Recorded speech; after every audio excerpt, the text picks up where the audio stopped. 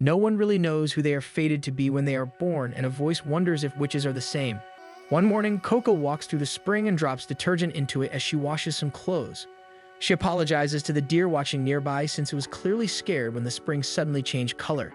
She assures the deer that the spring will go back to normal, and soon a bright light appears in the area and the water becomes crystal clear. Coco smiles at the spring, admitting to herself that she loves watching magic. As she walks back home, she thinks about how wonderful magic is. Only witches can cast spells, while ordinary people like her can only be blessed by it. She wonders what it would be like to be a witch. In an attempt to satisfy her urge to cast a spell, she tries reciting words to transform the sheets into something that can fly. However, it is only the wind that nearly blows them away. She chases after the sheets, and when she gets hold of one, she suddenly spots a flying Pegasus carriage in the sky. The carriage lands nearby, and she decides to go down to get a better look because she has never seen one. She puts her book down as she calls out for her mother, excitedly yelling about the Pegasus carriage. She immediately opens the door, accidentally hitting Kefri, a witch. She quickly apologizes for hurting him, but Kefri insists that the fault lies with him. Her attention then shifts to several women looking at her mother's clothes. The travelers came by Pegasus carriage, so Coco becomes excited that they came to visit their shop. Because her mother is busy entertaining the other women, Coco offers to help Kefri cut a piece of the cloth he's hoping to buy. Before she does so, Coco asks her mother if she can look at the Pegasus carriage after work. Her mother is hesitant, but then Coco promises not to mention wanting to become a witch if she's given permission. Her mother sighs but allows her to go as she finishes early. Determined to get the job done fast and properly, she asks Kefri for the measurements and he hands her a paper with the instructions. She goes over to the fabrics and picks a roll. She carefully checks the measurements and starts drawing the guideline for the cut. She then swiftly cuts the cloth and notices Kefri studying how she works. Kefri takes the cloth and comments on how good her concentration and the steadiness of her hands are. He studies how clean her cut is and calls her work magic. Coco becomes flustered and tries to convince him that magic is more mysterious and impressive than what she can do. She begins talking passionately about how amazing magic is until she ends up flustered. Kefri is amused by how much she likes magic, so he asks why. Coco ends up admitting that she once attended a festival held in the castle where she met a witch named Egwene who was wearing a mask. Egwene had convinced her to buy a magical picture book. At that time, Coco didn't know what magic really was, so Egwene used magic to make images appear before her and even light up the flooring to impress her. Coco was immediately enchanted and decided to buy the book, so Egwene sold it to her and included a wand. When she showed it to her mother was disappointed. However, Coco was still talking excitedly about the discovery. Coco even told her mother that she wanted to become a witch, but her mother told her that in order to be a witch, she needed to be born with magic, which Coco wasn't. Not wanting to give up her dream, she showed her mother that she could make the ground light up where she stepped. So her mother told her that if she could keep making the ground light up all the way home, then she could probably become a witch. However, after walking a certain distance, the ground was no longer lighting up, which disappointed Coco. Coco cries as she tells the story to Kefri, who finds something suspicious about it. He tries to get more information from her, but a sudden sound causes Coco to check what is happening outside. The Pegasus seem to be panicking over something, and on the ground, the floorboard of the carriage has become detached. Coco approaches the two boys nearby, and it looks like they were the cause of the damage. Coco's mother helps them apologize to the three ladies who used the carriage, but now they have a problem since they need the carriage to reach home. Kefri studies the damage carefully and tells them that it looks like he can fix it. Noticing that people don't seem convinced, he pulls out a pointed hat and introduces himself as a witch. People begin looking relieved that someone like a witch is willing to help them. Coco immediately offers her family's workshop because she really wants to see a witch cast a spell in real life. However, instead of being able to watch, she finds herself outside the workshop. Kefri had instructed her to stay outside and make sure no one enters. She feels a little let down that she won't be able to see anything. She has always been curious about how spells are cast. She then spots the boys from earlier trying to sneak around the workshop. She notices them climbing onto the roof, and to their surprise, she climbs up as well, fully intending to get a glimpse of the magic. She pries open the hatch in the window, only to see that another set of blinds is blocking the view. The boys become disappointed and decide to give up, so they leave Coco alone on the roof. She is about to give up as well, but a strong gust of wind suddenly causes some of the sheets to fall on her. She takes a moment to gather them and bring them back, then heads down to retrieve her book. There is a small window nearby that should allow her to see inside the workshop, and she debates with herself about whether she should try peeking again. She decides it shouldn't hurt and carefully takes a peek. Inside, she sees Kefri using a pen and drawing symbols on the floorboard he is repairing. She starts to understand that you don't need a wand to cast a spell, but that magic requires drawing. He soon finishes the spell and calls out to Coco, who quickly rushes back down to her post so she won't get caught. It doesn't take long for the floorboard to be reattached to the carriage, allowing the ladies to begin their journey home. Coco and her mother also see Kifri off. Her mother admits that she is relieved that Coco did not ask to go on a journey with Kifri. She confesses that she wouldn't know how to feel since she has already lost her husband to illness. Coco insists that she will never leave her mother alone, and the two share a warm embrace at that promise. They return home and begin their dinner preparations. Though the meal is not much, they both enjoy it together, and soon they prepare to head off to bed in their separate rooms.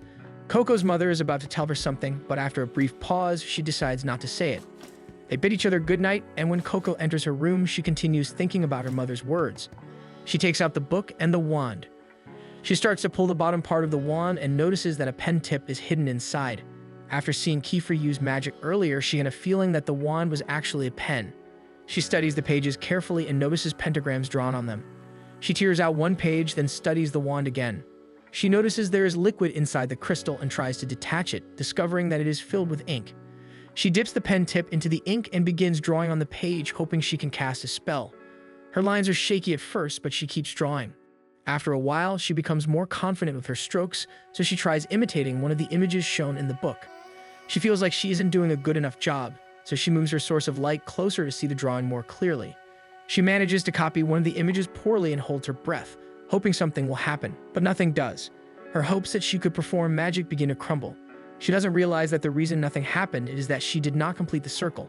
So when her pen accidentally blots some ink onto the page, closing the circle, something finally happens. Her pentagram lifts off the page and begins to create small fireworks in front of her. Her amazement quickly turns into excitement, and she begins dancing around the room in celebration. However, her excitement soon turns into worry when she realizes that Kifri might get angry if he finds out that she was watching him earlier.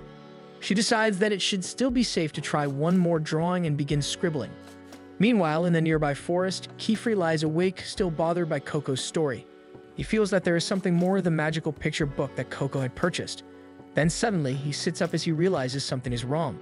Back with Coco, she has just figured out how to draw fire. She hurriedly puts it out with her pillow.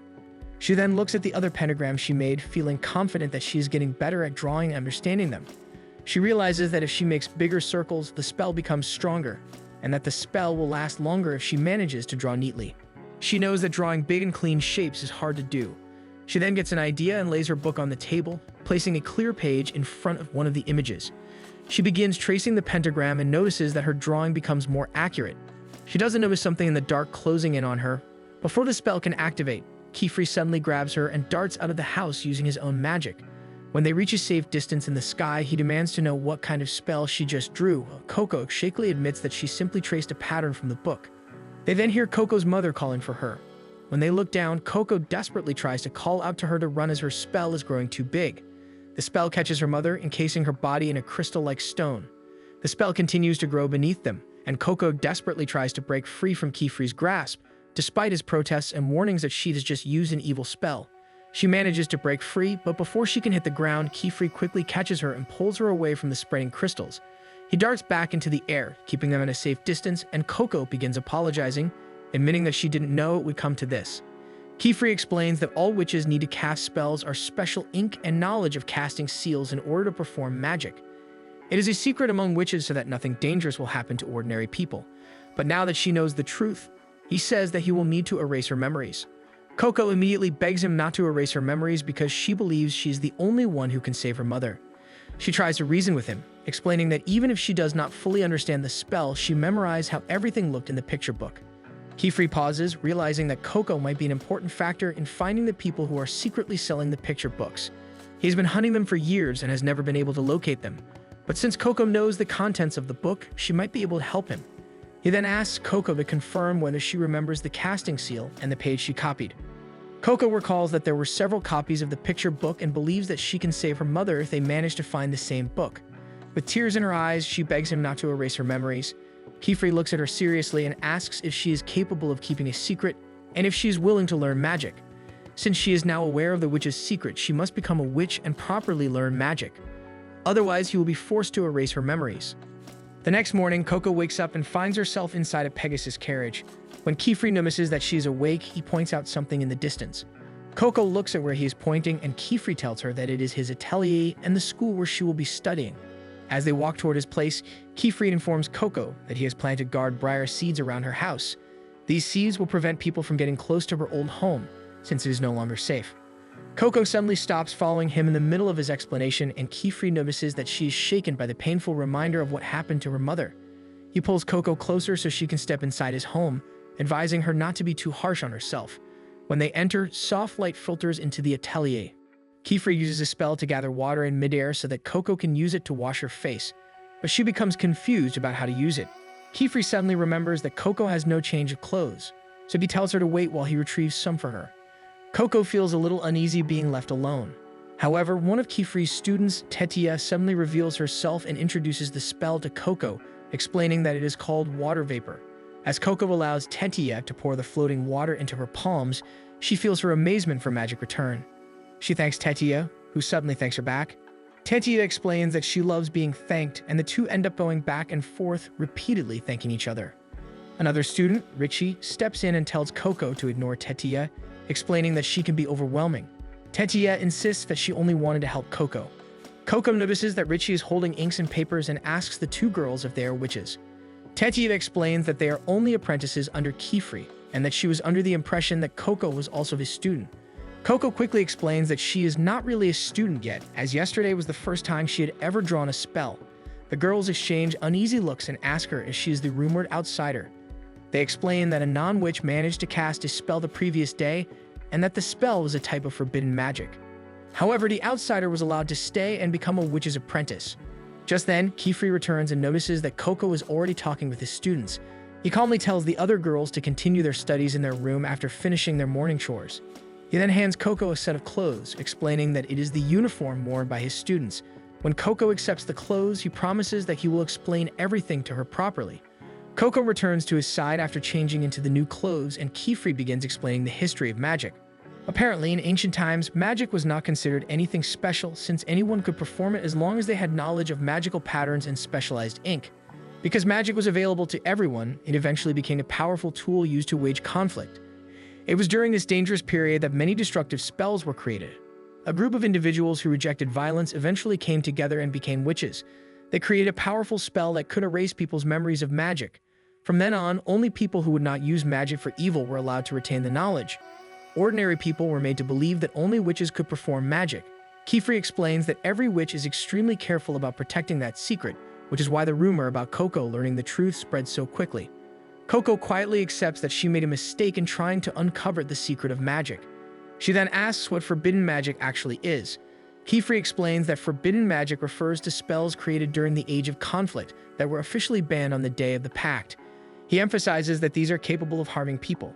Coco suddenly clings to him and begs him to teach her the magic she is not supposed to use. She explains that she will be too afraid to do anything if she does not understand what forbidden magic is. Keyfried kneels down to her level and gently tells her that he would not rush his students to learn about this topic. But since Coco is a special case, he has decided that she needs to understand it sooner.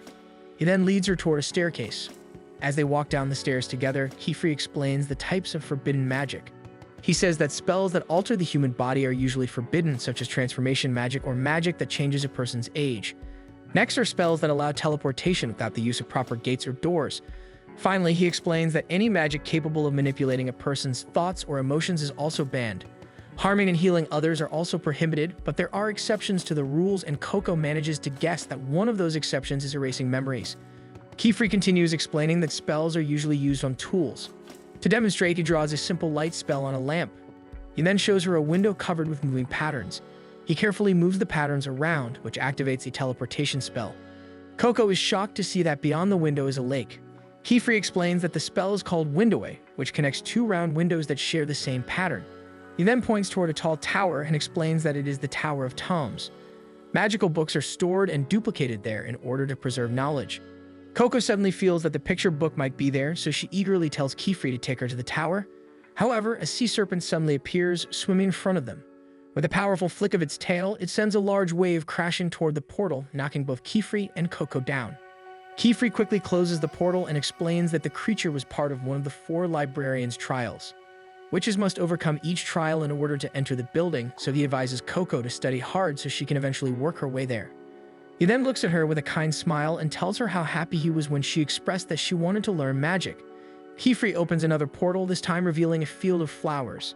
He explains that it is natural to feel fear, but there is also gentler magic that she can learn, magic that can bring happiness to people. Coco returns his smile and agrees with him, calling him her teacher for the first time. Kefri then leads her to another section of the house and knocks on a door. When no one answers, he tells her that Agate is probably not around and explains that Agate will be her roommate. He opens the door, revealing a workshop with separate bedrooms. He tells her that her bedroom is downstairs and that she should rest for now. After leaving the room, he takes out a pocket watch and uses it to contact someone. He thanks the person on the other end for allowing Coco to study under him, while also revealing that he still has no new information about the picture book. Back in the room, Coco is amazed at all the books. Suddenly, Agate appears in midair and informs Coco that the desk she is looking at belongs to her side of the room and that Coco is currently preventing her from landing. Coco quickly moves aside so Agate can land properly. Coco tries to introduce herself, but Agate immediately tells her that she already knows that she is the outsider mentioned in the rumors. Agate then apologizes for what happened to Coco's mother, but bluntly states that because of the magic Coco performed, her mother may never return to being human. Coco quickly tries to defend herself. In response, Agate suddenly shows Coco her darkening fingers, explaining that the discoloration comes from years of drawing casting seals since she was young. She insists that, unlike the rest of them, Coco cannot become a witch so easily because they have spent years training and facing trials even before becoming apprentices. Coco points out that she has already drawn spells before. Hearing this, Agate decides to issue a test for her the following day. But before they can properly discuss the rules, Tetia and Richie suddenly appear by the door, inviting the two girls to dinner since they will be celebrating Coco's welcome to the atelier. However, when they arrive at the dinner table, they are met only with their usual meal of soup and bread. Tetia looks confused and asks why they are not celebrating. Kefri calmly explains that Coco's arrival happened at the last minute, so he plans to prepare a proper celebration on another day. He then asks where Agate is, mentioning that he was hoping she would join them for dinner more often. He gently encourages the other girls to start eating. Coco takes a bite of the bread and is immediately amazed by how delicious it tastes. Tetia proudly tells her that they baked the bread themselves, and Richie adds that Kefri is a very good cook. Kefri credits the locally grown wheat. When Coco takes a spoonful of the soup, she finds it just as amazing and looks toward Kefri. He smiles and once more credits the fresh vegetables. Later that evening, as Coco prepares for bed, she quietly remembers her mother. The next morning, she sits at her desk, wondering what kind of test she will need to complete. She begins searching through a book, hoping to find answers. Kefri soon finds her reading and gently tells her that it is often better for Coco to learn through experience rather than relying only on reading. He then shows her several tools, explaining that they now belong to her so that she can begin performing magic. She looks at the drawing tools in amazement, but when she picks up the pen, she suddenly feels fear. However, that fear also serves as a source of motivation, pushing her to study as hard as she can. With determination, she faces her lessons for the day. It does not take very long for Coco to become overwhelmed with all the information, so Kefri suggests taking a break, but Coco insists on continuing. To make sure that Coco is still absorbing the information, Kefri asks her to recite what she has just learned. They had covered the basics of casting seals, and she manages to explain their three main parts, with the center portion determining what element is being used. She also recalls how the size of the casting seal can determine the strength of the spell. Lastly, the spell is activated once the outer circle is completed. After reciting everything, she suddenly feels overloaded, but Kefri feels proud of her because she managed to explain the concepts clearly. Later, she tries her hand at drawing a casting seal, and Kefri becomes excited to see her give it a try. However, as she scribbles on the paper, instead of showing her work to Kefri, she quickly crumples it in frustration. Kefri manages to retrieve the paper so he can see how she did, but Coco insists that her drawing is really poor. Kefri gently tells her that it is normal to struggle when starting out. He then shows her that she forgot to close the circle, which is necessary to activate the spell. To encourage her, he explains that it is normal to have unsteady hands when handling new tools. Kefri encourages Coco to complete the circle. Coco hesitantly does so, which suddenly sends a strong sprout of water toward Agate, causing both Kefri and Coco to panic as Agate slowly turns to stare at them. Coco panics upon seeing that her spell drenched Agate's papers, and she quickly tries to dry them. However, Agate reassures them that she is not bothered and calmly takes a closer look at Coco's casting seal. She points out that one of the symbols is clearly longer than the others, which caused the water to gush out more strongly in one direction. Kefri praises Agate for her sharp observation and then announces that he will be placing Coco under her care for the time being. Coco becomes confused as Kefri begins preparing to leave. He explains that he will be gone for 3 days because he needs to visit the Great Hall. Coco feels hesitant about being left behind, but Kefri reassures her that she should take this opportunity to learn from her peers. After he leaves, Coco returns to the room to apologize once again. However, Agat stops her and reminds Coco about the test she issued the previous night, informing her that it starts now. One stormy day, Kefri arrives at a structure that leads down to the seabed. He travels downward using magic, but is suddenly pulled to the ground by his friend Alira, who immediately scolds him for not using the stairwell like everyone else. She helps Kefri back to his feet, and the two begin talking about Coco and how Alira believes she might be the connection Kefri needs to the brim caps. Alira reminds Kefri how important Coco could be, but Kefri shares that since Coco has yet to take the test, she is not officially his apprentice.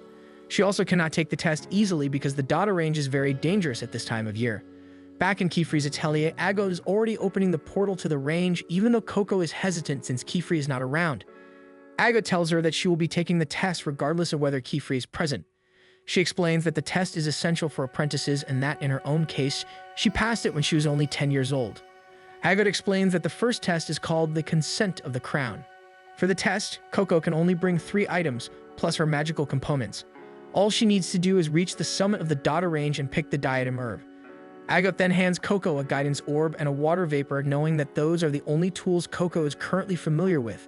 She activates the window, opening a portal that leads to the test grounds, but Coco nervously asks if she can also take the shoes, since she knows they are magical tools as well. She expresses her eagerness to try them, but when Agot remains silent, Coco quickly withdraws her request. Agot removes her own shoes and hands them to Coco. Before Coco can react, Agot pushes her into the portal and firmly tells her that she can only take the test once. If she fails, she will not be allowed to become Kefri's apprentice and will have to leave the atelier. Agot then closes the portal, leaving Coco alone. Little frightened, Coco gathers her courage and convinces herself to start moving forward. She lifts the guidance orb and notices that when she points it in a certain direction, the small stick inside begins tapping against the glass. The path ahead looks intimidating, but she pushes forward, only to trip on the uneven ground. She quickly gets back up, forcing herself to continue, reminding herself that Agot had managed to pass the test when she was young. She continues walking, misstepping several times, but she refuses to let anything discourage her. Eventually, she reaches the data range and is shocked by the floating spheres of forest rising high into the sky. She quickly realizes that she needs to travel across those floating spheres and reach the very top to harvest the herb. She sits down for a moment to think of a solution, but seeing a bird flying in the distance suddenly reminds her of Agot's shoes. She tries to activate them, but nothing happens, and a sudden gust of wind knocks her down. She carefully studies the casting seal on the shoes, noticing that the circle is split into 2. She remembers that to activate a spell, the circle must be complete. So she stands up and carefully tries to align the 2 halves of the circle. The spell activates and she is suddenly pushed into the air. However, she quickly loses her balance and falls back to the ground. She looks up at the bird again and realizes that despite falling, she actually managed to fly for a moment. She stands once more, feeling more confident that she can do it, but when she tries again, she moves forward briefly before falling back to the ground. She remembers Kefri telling her that she simply needs time to get used to doing magic, so she decides to practice slowly, lifting herself only slightly off the ground.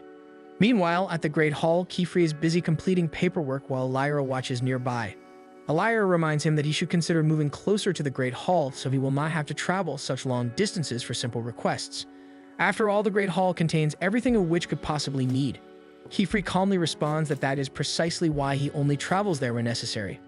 Lyra quickly realizes that Kefri truly dislikes the Great Hall, so she changes the subject and tells him to take good care of his apprentices, reminding him that children can get into all sorts of trouble when left unsupervised.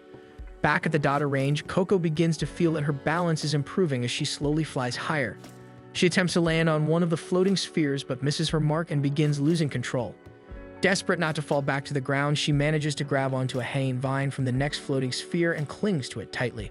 As she hangs there, she suddenly notices a strange long white creature also dangling from the vines nearby. The creature slowly slides toward her, and she panics when its tail suddenly hits her face, causing her to lose her grip on the vine.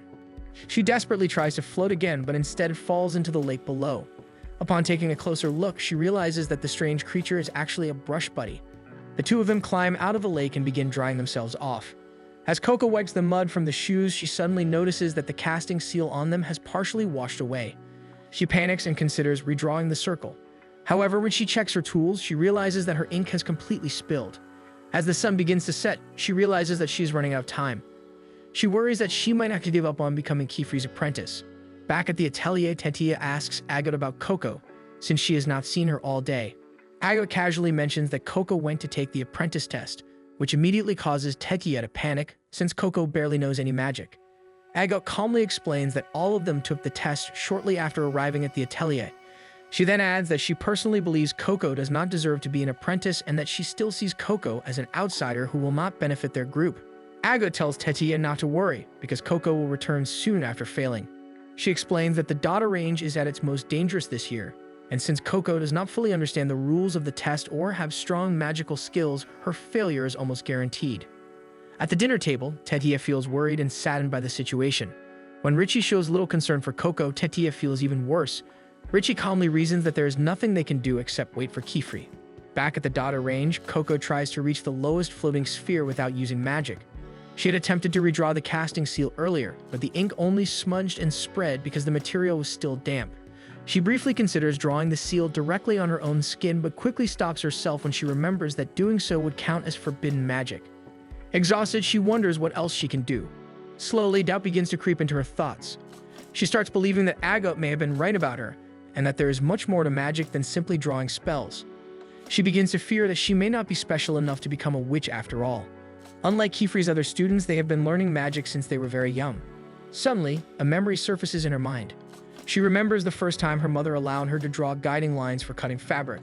Her mother had made her practice every single day, patiently guiding her until Coco became confident enough to work on her own. She then remembers how Kefri once described her cutting skills as something close to magic. If Kefri believes she could do magic, then she must have what it takes. A new idea suddenly forms in her mind. She begins searching the forest for something she can use to draw with. She returns to the boat and moves toward the center of the lake, preparing her tools. She notices that her cloak is dried enough to draw on, so she decides to use it as her canvas.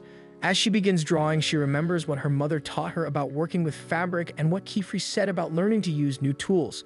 That is why she chooses cloth, because it is a material she already understands. She also uses a sharp rock to press against the fabric, helping to steady her lines. As she works, she begins to feel calm and focused because this is something familiar to her. By the time morning arrives, she has finally completed her casting seal. She carefully fastens the cloth to the boat, turning it into a makeshift sail. She looks at her work and knows that it is far from perfect, but that imperfection was intentional. She deliberately made one line longer than the others, knowing that doing so would strengthen the output on one side. For some reason, the brush buddy appears excited and begins moving around her. She closes the circle, activating the spell. Suddenly, the wind around her becomes wild and unstable, and she finds herself struggling to control the magic while trying to keep the boat from breaking apart. She tightly grips the sail as it suddenly detaches from the boat, launching her high into the air. Despite struggling at first, she slowly manages to steady herself and maintain her balance while flying. When she finally realizes that she is flying properly, she feels a burst of joy and pride, realizing that she has successfully created her own spell.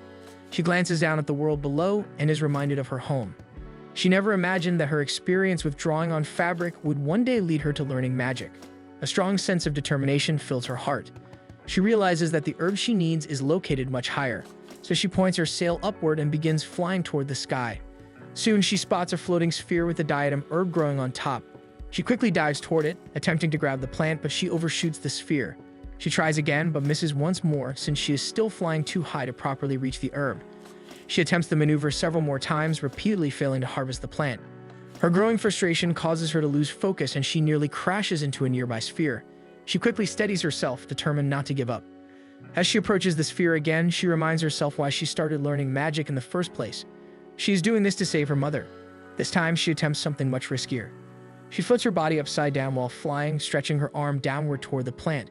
Kefri returns to the atelier and is horrified to learn that Coco is currently taking the test. Without hesitation, he decides to rescue her immediately, even if it means she will fail the exam. Agot watches as Kefri rushes to open the portal. However, the moment the portal opens, everyone freezes in shock. Coco is already walking toward them, with the diadem herb firmly in hand. Tetia is the first to rush forward and hug her in relief. Coco then walks toward Agot and proudly shows that she successfully harvested the herb. Agot quietly turns away without saying a word. Instead of celebrating, Kefri's tone becomes serious as he sternly addresses the danger of taking the test without proper knowledge of the fundamentals. Coco immediately apologizes. After a moment, Kefri's expression softens.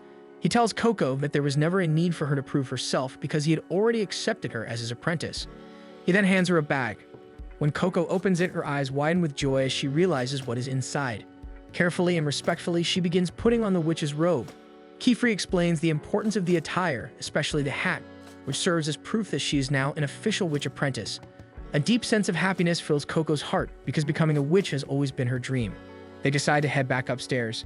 Since Coco is exhausted and hungry, Tatia quickly suggests that they eat breakfast first. The girls happily head up the stairs together. None of them realizes that, in the Dada range, a member of the Brim Caps was there. One day during his class, Kefri explains that despite the different kinds of magic, there are 4 sigils that are important and constantly used by witches. The sigil of water is the source of all life. The sigil of earth enables transformation and movement. The sigil of levitation allows one to travel distances on the wind. And the sigil of fire has been humanity's sword and shield since the beginning of time. The 4 sigils are called the primary tetrad, which Coco will be practicing. She practices diligently together with Tetia, who seems to finish her training earlier than Coco. While working on her casting seals, Coco accidentally sets one on fire and Tetia helps put it out with water vapor. Coco thanks her and explains that she was practicing the Pyreball spell to help with levitation training. Kefri walks over to help dry Coco, reminding her to be careful when using fire-based spells since they are often formless and can cause injuries. Tetia wonders why Coco needs to practice levitation, since she seemed proficient with it at the Dada range. Coco explains that she was hoping to fix the shoes she borrowed from Agot because she ruined them during the test. For the most part, the shoes are already fixed. She only needs to redraw the casting seal, which she keeps messing up since her lines are never straight. Kefri picks up the pen and wonders if that's the problem, so he suggests they go to the magic stationer so Coco can pick one for herself, which excites Tetia. Kefri explains that it's a shop that sells magical goods, and the idea of going to an actual magical shop excites Coco. Kefri and his students fly toward the town with the magic stationer's shop. The town is called Khan, a small island by the sandbar, and it is the closest witches' town near the atelier. When they land, Coco is amazed to see so many witches in one area. Kefri tells his students that the small island helps protect the town from the monster that live in the marshwoods. Kefri gets so into his explanation that he doesn't notice Coco isn't even paying attention to him. Agot tells the group that she will wander around by herself since she wants to do something, which Kefri allows as long as she heads to the magic stationer's shop afterward to meet up. When Kefri asks Coco how things are with Agot, she only shares that she hopes to become closer to her. They walk through the marketplace where Coco keeps getting distracted by all the different items.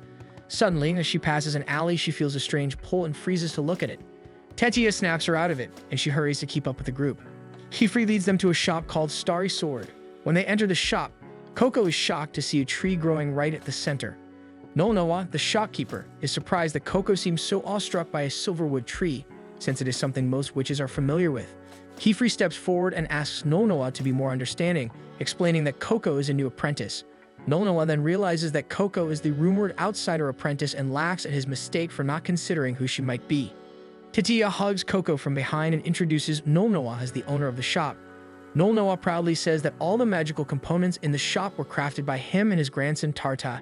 He even boasts that he can extract conjuring ink at whatever concentration people want. When it becomes clear that Coco doesn't understand what he is saying, Nonoa asks her to follow him.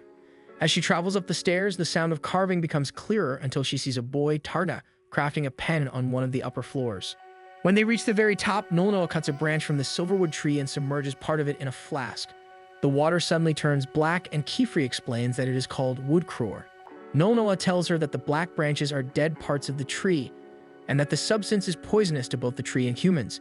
However, when dissolved in water, filtered, and extracted, it becomes conjuring ink, the source of magic. Kefri explains that regular ink is made from soot, but conjuring ink is made from crore, or the blood of the tree. Silverwood trees are very important to witches since they are the only source of conjuring ink. Nonoa tells Coco the old story of how a silverwood tree fell in love with a witch. As a gift, it offered its blood for ink and its branches for wands. Coco reacts to the word wand, which makes Nonoa chuckle as he guesses that she came to the shop looking for one. Coco confirms his guess, so he pours some ink into a container and tells her to try some of the wands available in the shop. When he hands her the ink, he expresses his confidence that the shop contains the perfect wand for her. When they head back to the main shop to try the wands, Coco suddenly sees Iguine by the window.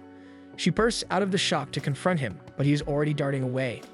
She runs after him, causing Tetia and Richie to worry that she might get lost, so they decide to follow her. Coco ends up running past Agot, who is shocked to see her.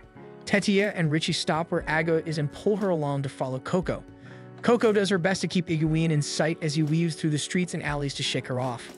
She continues chasing him. while close behind her are the other girls and the brush buddy, who is eventually unable to follow due to a thick fog suddenly covering the alleys they entered. The fog eventually clears and the brush buddy moves forward, only to realize it has lost sight of Coco and the others. Meanwhile, Agot finally catches up to Coco and demands to know why she suddenly took off. Coco explains that she is following the person who gave her the forbidden magic book, but when she turns to look for him, he is nowhere to be seen. Tetia suggests they head back, but then Richie notices that the scenery is strange and that they might not be in town anymore. Agot studies the area as well, noting that the walls and road are made of a different kind of stone not used in Khan. Tetia doesn't believe it, since they didn't pass through a windowway or use teleportation.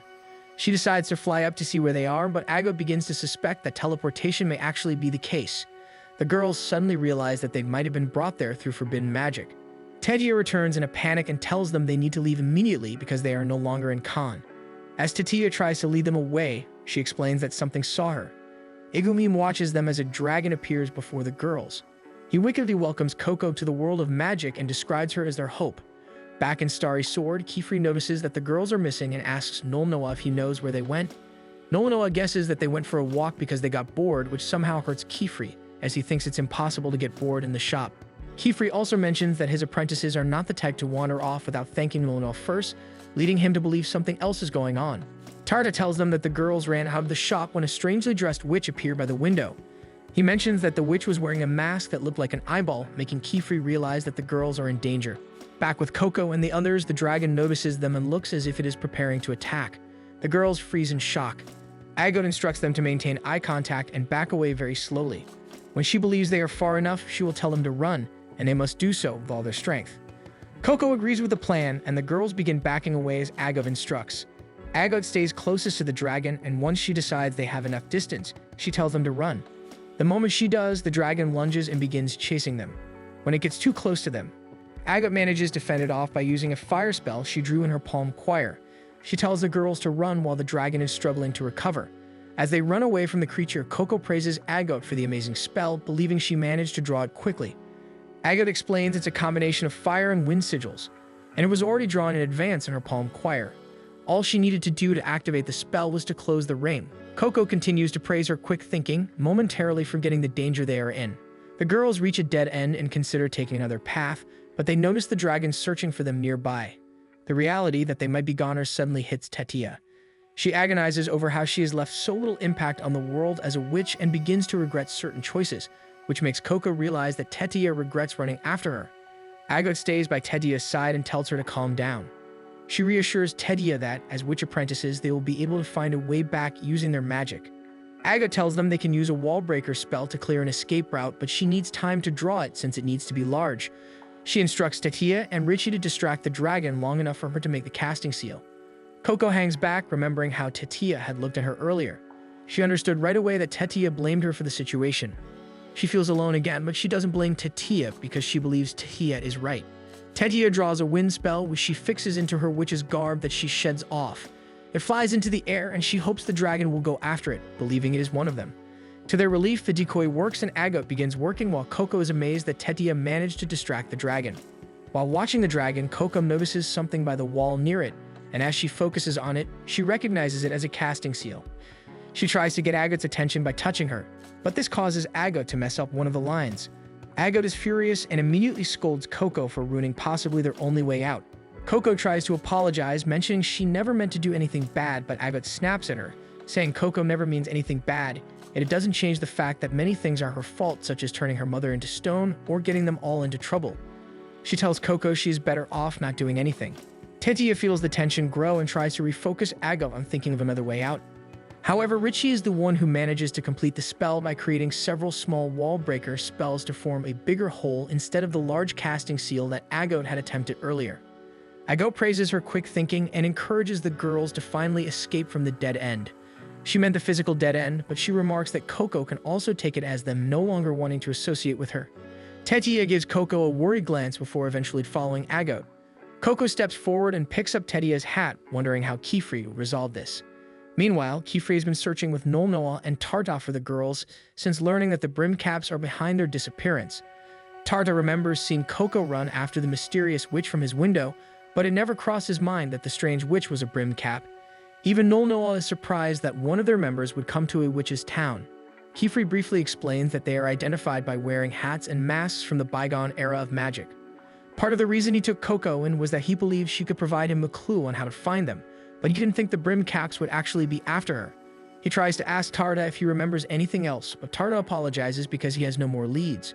Coco's brush buddy then tugs on Kefri's clothes and he recognizes it immediately. He asks if the brush buddy knows where the girls are, and the brush buddy begins pointing and heading in the direction where he last saw them. Kefri follows the brush buddy, realizing how late it has become. He desperately hopes that all the girls are still safe. Eventually, the dragon discovers the girls' trick and starts chasing them. The girls have been running around in circles and find themselves back at the hole that Richie had made for them earlier. Ago tells them it's best that they search for a place to take shelter for now, since the temperature is dropping. The girls manage to find a covered part of the maze that gives them some shelter.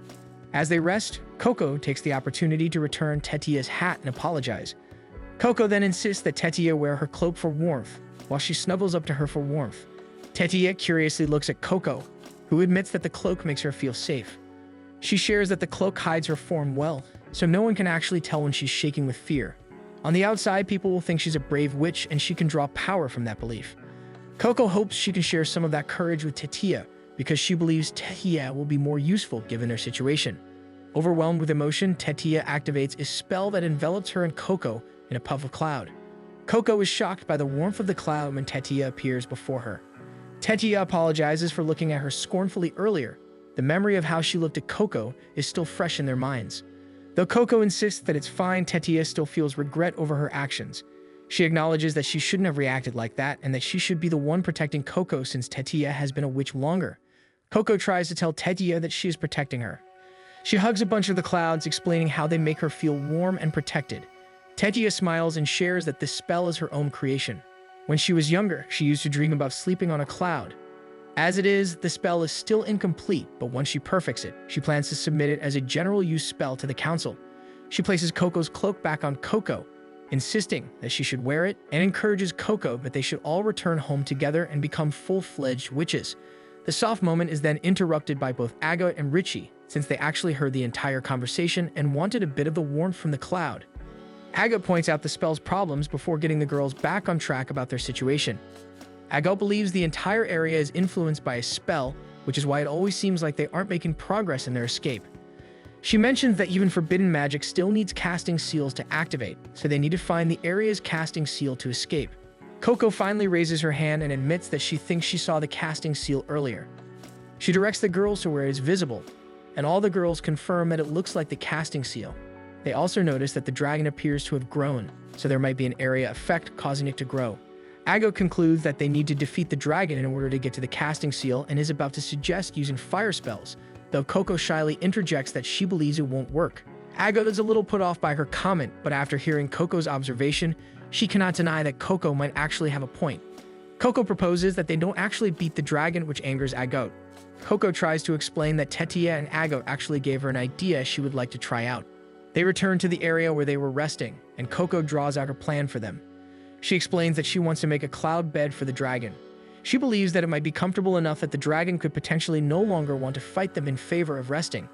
Agot is about to protest, but Richie thinks it's a great idea since she believes in the power of a comfortable bed.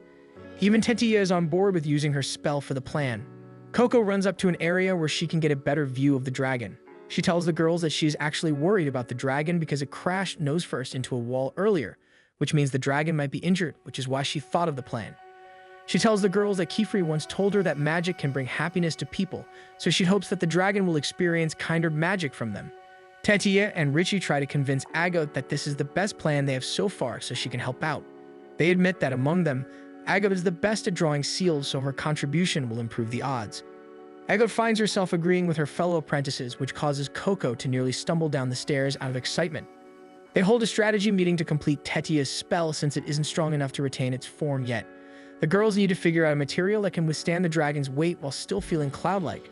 Tetia suggests paper, but they don't have enough materials to produce sufficient amounts. Coco and Richie suggest their clothes or hair, and Agot points out the same problem. Agot then thinks that sand might be the answer. Agot remembers that when they made the wall breaker spell, sand was left behind. She tells Richie that they need to make the casting seals smaller to produce finer sand, and Richie begins drawing several seals right away. Tetia needs to come up with a spell that can help them gather the sand in the central plaza, while Agot tasks herself with making an enveloping spell to keep it in place. Coco tries to ask for a job as well, but Agot refuses to give her one. She admits that Coco's plan is good, but Coco isn't at a skill level that Agot can trust with the spell. As time ticks by, Coco picks up one of Agot's discarded casting seals and notices that her circles are perfect. She wonders how Agot manages to do it, so she moves closer to get a better look. She notices that Agot draws the circle in the air a few times before letting the pen hit the paper. She wonders if Richie and Tetia do the same, and when she looks, they all have a similar technique. She realizes she never thought about those details before, so she takes out her notes and pen, suddenly feeling the urge to practice. She steadies her hand and begins to practice drawing. Soon night falls and the dragon becomes restless. The girls notice the temperature drop and wonder how they can keep warm, while Agot admits she is having a hard time thinking of a possible enveloping spell. Tetia and Richie begin throwing out ideas, but Agot rejects them all. Suddenly, a light shines to the side and they notice that Coco has successfully made a fireball spell. Tetia and Richie are the first to congratulate Coco. Unlike her previous attempts, her spell is finally stable. Coco shows them that she was just practicing while the girls were busy with their own spells. Agot tries to calm the girls, mentioning that anyone can do it with enough repetition, which makes her realize something. She tells the girls her plan, and by morning they are ready to execute it. They run across the roofs while the dragon does not notice them yet, since they need to get into position to draw their spells. Coco and Tetia travel to one end of the maze, while Agot and Richie take the other. Agot notices that the dragon has grown in size, so they really need to make their escape now, otherwise it will be too dangerous for them. Once arriving in their area, the girls begin drawing their casting circles on the ground. When Tetia finishes her preparation, Coco gives a signal to Richie, who signals back that they have also completed theirs. Agot tells Richie to signal them to close the circle at the same time. On the third wave of their hats, both casting circles are closed, activating the spell. They then move on to the other stations where Tetia and Richie are able to close several other circles due to their sylph shoes. The sand begins forming into fluffy clouds on the ground. Agot had managed to figure out a trick to retain the sand's form through the use of the repetition spell. This way, no matter how many times it gets displaced, it will always attempt to return to its original form, mimicking how a cloud acts. The dragon tests the cloud with its paws and after a few seconds decides to lie on it with its full weight. The girls cheer since this means their plan is successful. And while the three girls want to name the spell the dragon Disabler Cushion, Agot decides a better name would be Serpent's Bed of Sand. The girls all agree that it's the better name and begin heading to the area's casting seal. Tetia hangs back a bit to look at the dragon. She tells Coco that it's the first time a spell she made has made someone look so happy. Even though it's a dragon, she feels happy and fulfilled that her magic brought comfort to it. The girls manage to reach the casting seal, but none of them can determine what type of seal it is. Meanwhile, Kiefer is searching the area where the brush buddy had brought him. He doesn't sense anything, so he wonders if the girls were moved somewhere. Tarta notices sand on the pavement, which he finds odd because there shouldn't be any in this area. Kiefer notices the brush buddy sniffing at a stone and picks it up to see parts of a seal. It suddenly activates and Kiefer has to keep himself and Tarta safe from the sudden wave of magical energy. When Tarta is out of the way, Kiefer faces the spell head-on. Back with the students, their entire area suddenly becomes unstable due to the attempt they made to destroy the circle. Coco notices that the sky is opening up, which could mean their way out. However, Agot pushes her down because the dragon is starting to attack them again. In Agot's attempt to save Coco, she is the one who ends up taking the fall for her. She thinks this might be the end, but Kiefer suddenly catches her and darts away from the dragon. The dragon's attacks are now focused on both of them, and Kiefer begins climbing an altitude. He instructs Agot to hold on tight since he needs his hands to draw a spell. At a certain height, he closes a circle, which opens up the rest of the sky in the area where they were trapped. The clouds he cleared become water vapor, which he then forms into a dragon. Kiefer's water dragon is much bigger than the one that was attacking them, so it completely engulfs the smaller dragon and sends itself crashing to the ground in waves. The water completely submerges the maze and the dragon floats up unconscious. Since it is now safe, Tetia and Richie fly toward Kiefer, and all of them are relieved to be reunited, until Kiefer notices that Coco is missing. Coco has been captured by Egwene and is unconscious. Egwene is pleased to meet her again after many years. He admits that the maze and the dragon were a test to aid in her growth. Egwene decides that he will give her another present, magic that Kiefer cannot teach her, then sends Coco back to the maze. When Coco regains consciousness, she sees Kiefer and everyone looking at her. She struggles to sit up, but immediately looks for Agot, who is nearby. Coco feels relieved seeing that Agot and everyone are safe, then realizes they are no longer in the maze. Kiefer explains that he found her unconscious by the stairs and notices a faraway look in Coco's eyes, which makes him think the brimmed caps must have had contact with her, though she denies it. She then looks at everyone and notices how tattered their garbs are. She's overwhelmed with guilt over her actions and apologizes for endangering them. Kiefer suddenly gets up and tells Coco that Tetia told him what happened. Instead of scolding Coco, Kiefer praises her for her ideas, mentioning how important thinking is just as much as drawing and casting. He wants to nurture Coco's talent as much as possible. Coco, though tearful, finally smiles and the girls celebrate their win for the day. Nolno arrives, pleased to see everyone are safe, but Kiefer tells him to study the ink in the forbidden casting seal. He also tells Nolnoa not to tell the Knight Morales about the incident. Nolnoa is about to decline, but Kiefer fixes him with a frightening gaze that stuns Nolnoa into silence. When Nolnoa snaps out of his fear, he senses that something important is about to happen. One day in the atelier, Ago and Coco are busy studying in their room. As Ago prepares her spells, she keeps getting distracted by every noise Coco tends to make. Eventually, Ago heads out, and Coco wonders if she's being too loud for her. Ago goes to the clearing and tries to concentrate. She manages to draw the weak light spell with her eyes closed. At first, Ago isn't too pleased with the result, but it ends up attracting a bird. The spell eventually expires, causing the bird to fly away. Back in the atelier, Coco has moved on to practicing drawing spells. Her lines are still shaky, and she sighs because she was unable to choose a pen of her own when they went to Con. She can draw clean lines with pigment stones, but that doesn't work for drawing spells in her palm choir. She lies down to think about her situation again. She still can't perform many spells, but Kiefer had once praised her for her ideas. She quickly shakes the thought away, reminding herself that she cannot give up on magic and needs to keep practicing. She lets out a small shout to pump herself up to continue drawing, but she ends up feeling sleepy from all the reading she did earlier. However, instead of landing on the floor, she falls on a Kiefer, who warns her that she will catch a cold if she sleeps there. Coco quickly tries to explain that she had no intention of sleeping. She then admits that her progress feels slow and she doubts whether she can pass the trial of the Toms and find the picture book that the brimmed caps gave her. She catches herself spiraling and tries to say something more positive, telling Kiefer that she will do her best and that she truly loves magic. Kiefer stops her by placing a book on her head and asks her to follow him. He leads her to the kitchen and Coco becomes curious because it smells delicious. Kiefer takes a pot from the shelf and opens it, revealing a stew. He invites Coco to try a little. She takes a bite and is instantly overjoyed by how good it tastes. As she does a small happy dance, Kiefer casually mentions that he made the stew 2 years ago. He reassures her not to worry about it being spoiled because there is a spell on the lid that keeps rewinding time to when it was still fresh. However, he does need to redraw it occasionally to maintain its quality.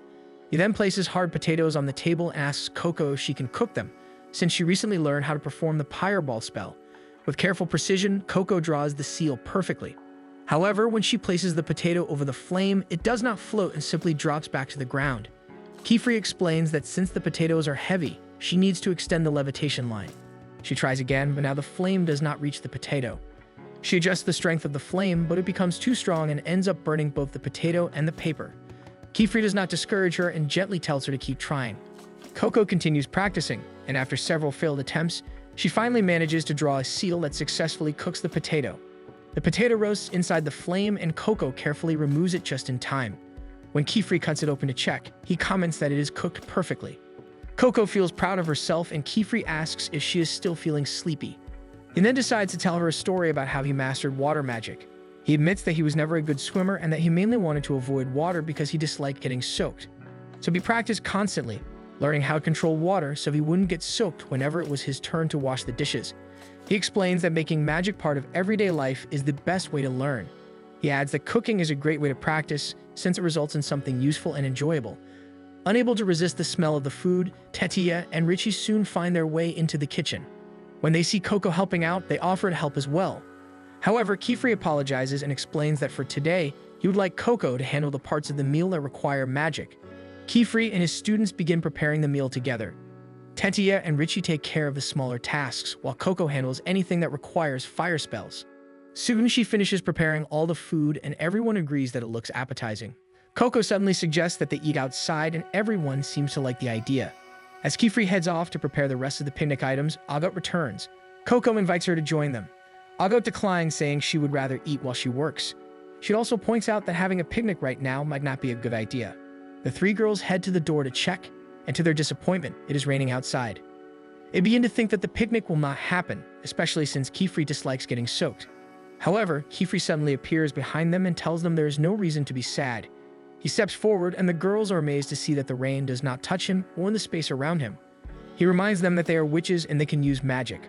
The girls brighten up and quickly follow Kifri, carrying their food and picnic items. They walk all the way to a bridge and decide to have their picnic underneath it. Everyone enjoys the food that Coco and Kifri prepared, including the brush buddy that have followed Coco home.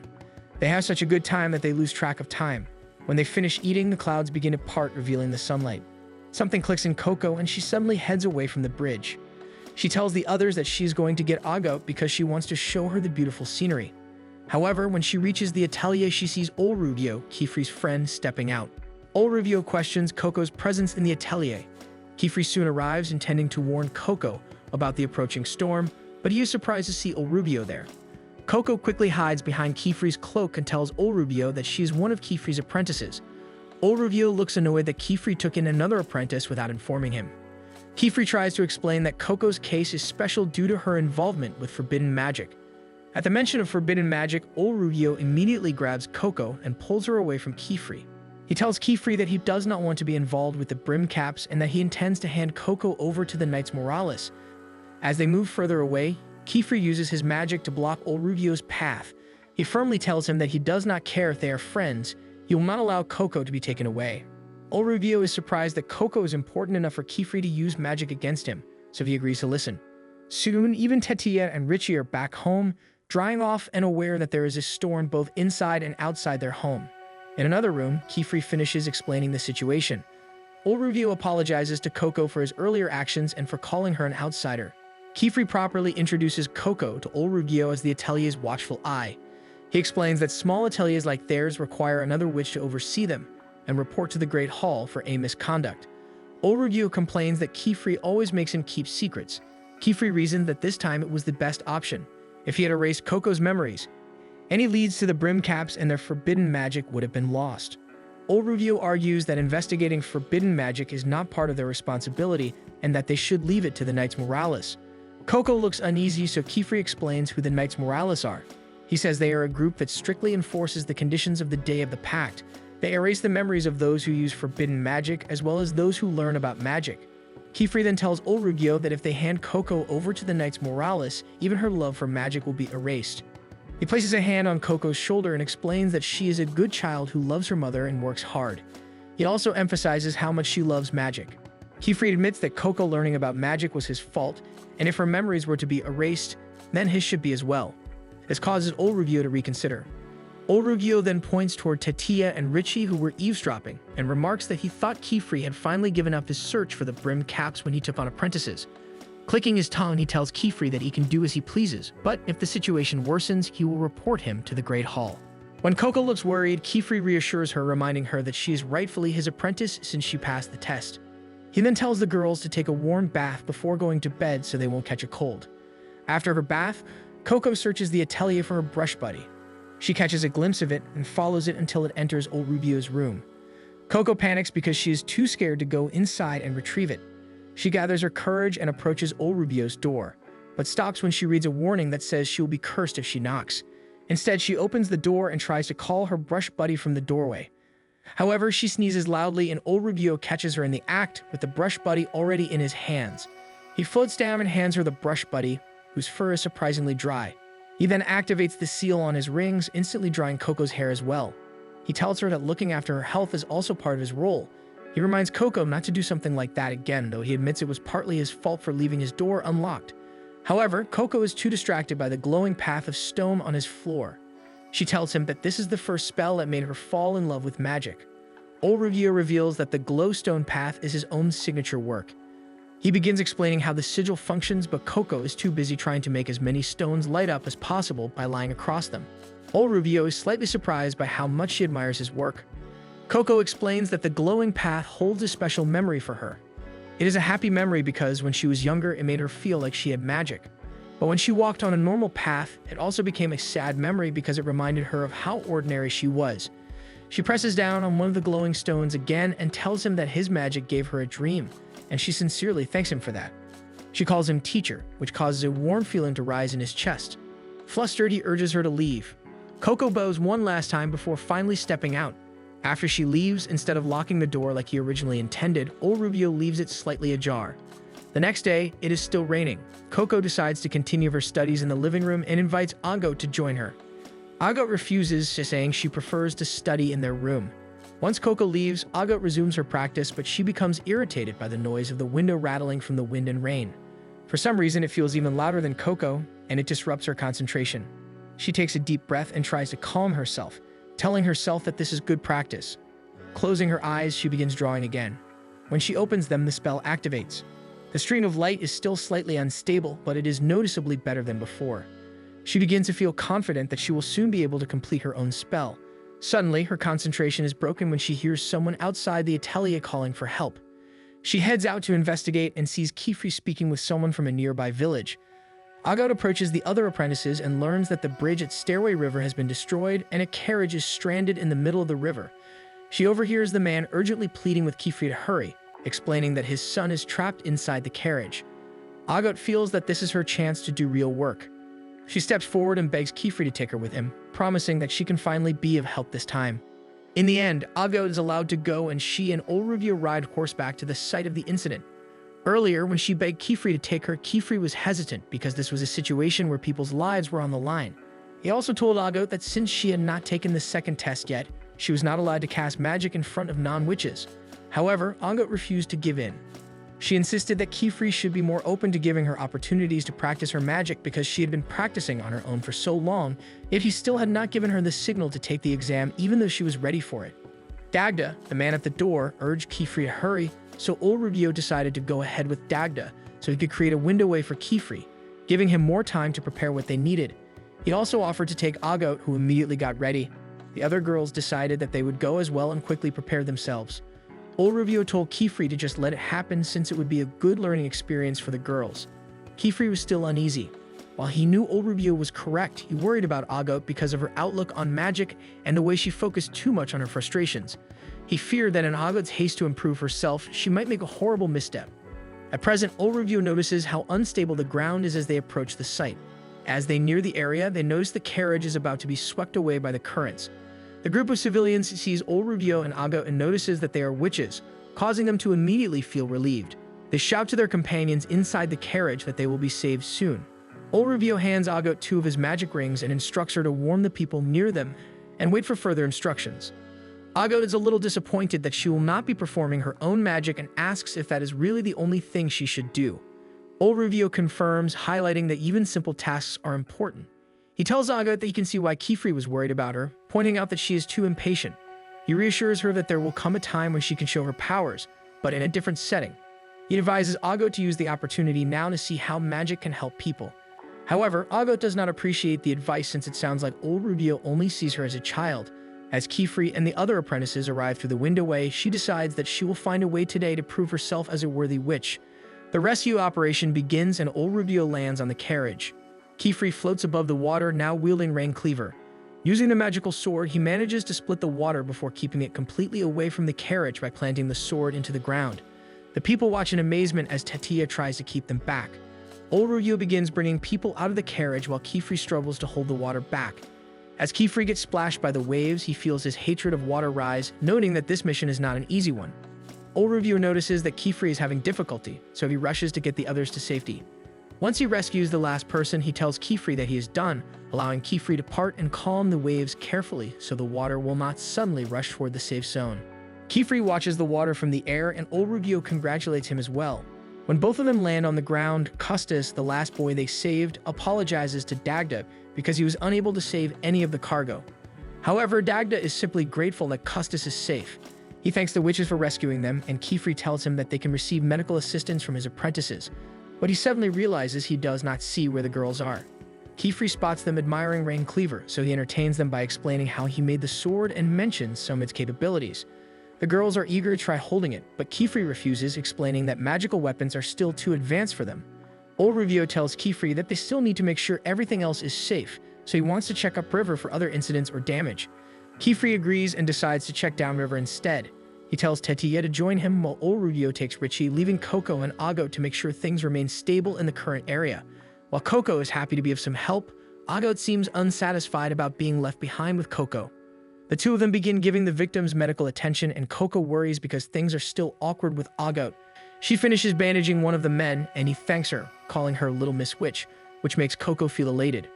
Meanwhile, those who are not injured are busy doing inventory since more than half of their cargo was swept away. They then hear Dagda shout at Custis, who has decided to try retrieving one of the cargo crates stuck between some rocks in the water by the bank. He attempts to rappel toward the cargo despite Dagda telling him to come back due to how unstable the earth is. The tree Custis tied the rope to begin struggling under his weight because of the damp ground. Eventually, the tree gives way, taking a portion of the land with it. Dagda is stunned, and in his bewilderment, his feet lead him toward the collapse to look for Custis, only to be stopped by an older man and Agot. Agot then recognizes Coco's hat down in the wreckage and worries that Coco has been buried. However, Coco calls out, and Agot spots her hanging onto a chunk of earth while fighting against the current. They then notice that Custis is half buried beneath some rubble and has passed out. Dagda is devastated by the sight, but then realizes that Agot is also a witch and begs her to save Custis using magic. Agot recognizes that this is finally her chance to prove herself. Her masters are not around to stop her, and she has no way of contacting them. A small smile breaks out, but then people gather around her, curious about what kind of magic she will use to save Coco and Custis. Suddenly, Agot begins hearing other voices judging her magic and calling her ordinary for a witch from an esteemed family. She feels the pressure building up and even recognizes a clear and familiar voice telling her that they have no need for a talentless witch in the family and that she will not be continuing her apprenticeship with them. The memory fills her with anxiety and she can feel sweat build up. However, she is snapped out of it when she hears Coco call for her. Coco asks if there is anything she can do to help from her position as she struggles to hang on. Slowly, Agot crawls toward the edge, and seeing Coco's desperation to be useful, she remembers old Rugio's words to her. Agot calms herself and asks Coco to explain the situation from where she is. Coco mentions that on her side of the bank, the current is much weaker, so she believes she will not get swept away. However, she cannot climb up the rocks because the mud keeps causing her to slip. She also mentions that she can see Custis. Coco then shows Agot that her bag and supplies are completely drenched. Agot assesses the situation and realizes there are too many people around for her to openly draw any spells. Meanwhile, at the seabed, Aestes watches through a window as he is informed that a nearby village close to Khan reported seeing a massive pillar of water rise from the marshlands. Aestes immediately decides they should investigate the disturbance themselves. Back with Agot, Coco manages to climb up onto the shore and signals for Agot to hand her old Rugio's linking ring through hand gestures. Agot understands what Coco is planning and ties the rings to a branch and throws them toward Coco. Coco activates the rings and manages to dry her tools so she can cast spells again. However, Agot knows Coco will not be able to properly hide her casting because she lacks the skill to hide it from people. In order to conceal magic from ordinary people, a witch has to draw beneath their cloak through muscle memory alone, and Agot knows Coco cannot pull that off yet. However, she knows she can. Suddenly, she gets an idea with that knowledge. She calls for everyone's attention and loudly announces that she is Kefri's greatest apprentice. With everyone now focused on her, she calms herself and begins drawing beneath her cloak with practiced precision. She completes a light spell that she had been practicing, and her spell sends a stream of light soaring into the sky before it finally takes the form of a grand glowing bird. The people stare at the spell in amazement, completely distracted by the beautiful sight. Agot quietly signals to Coco to start drawing now. Coco carefully makes her way toward Custis while deciding to use the levitation spell she had recently learned. However, when she sees how massive the boulder is, she realizes she does not have enough material to make the spell powerful enough to lift it away. She notices Custis regain consciousness and quickly moves closer to him. Calmly, she introduces herself and explains the situation to him. Custis is still dazed and surprised that he survived at all. He mentions seeing a giant bird made of light and assumed he had already left for the afterlife. Coco explains that the bird is actually her friend's spell, but then suddenly realizes something about Agot's magic. Meanwhile, Agot watches her spell fly through the sky while worrying because she knows the people will only remain distracted for so long. One of the elderly merchants asks if the bird is the only spell Agot can perform. Dagda is the first to grow impatient and asks if the bird is merely a light show that cannot actually save Custis. When Agot fails to give him a direct answer, he decides to climb down himself and rescue Custis. But she is suddenly shocked when both she and Dagda see Coco floating through the air together with Custis using her cloak. Dagda quickly takes Custis into his arms while Coco struggles to control her floating cloak.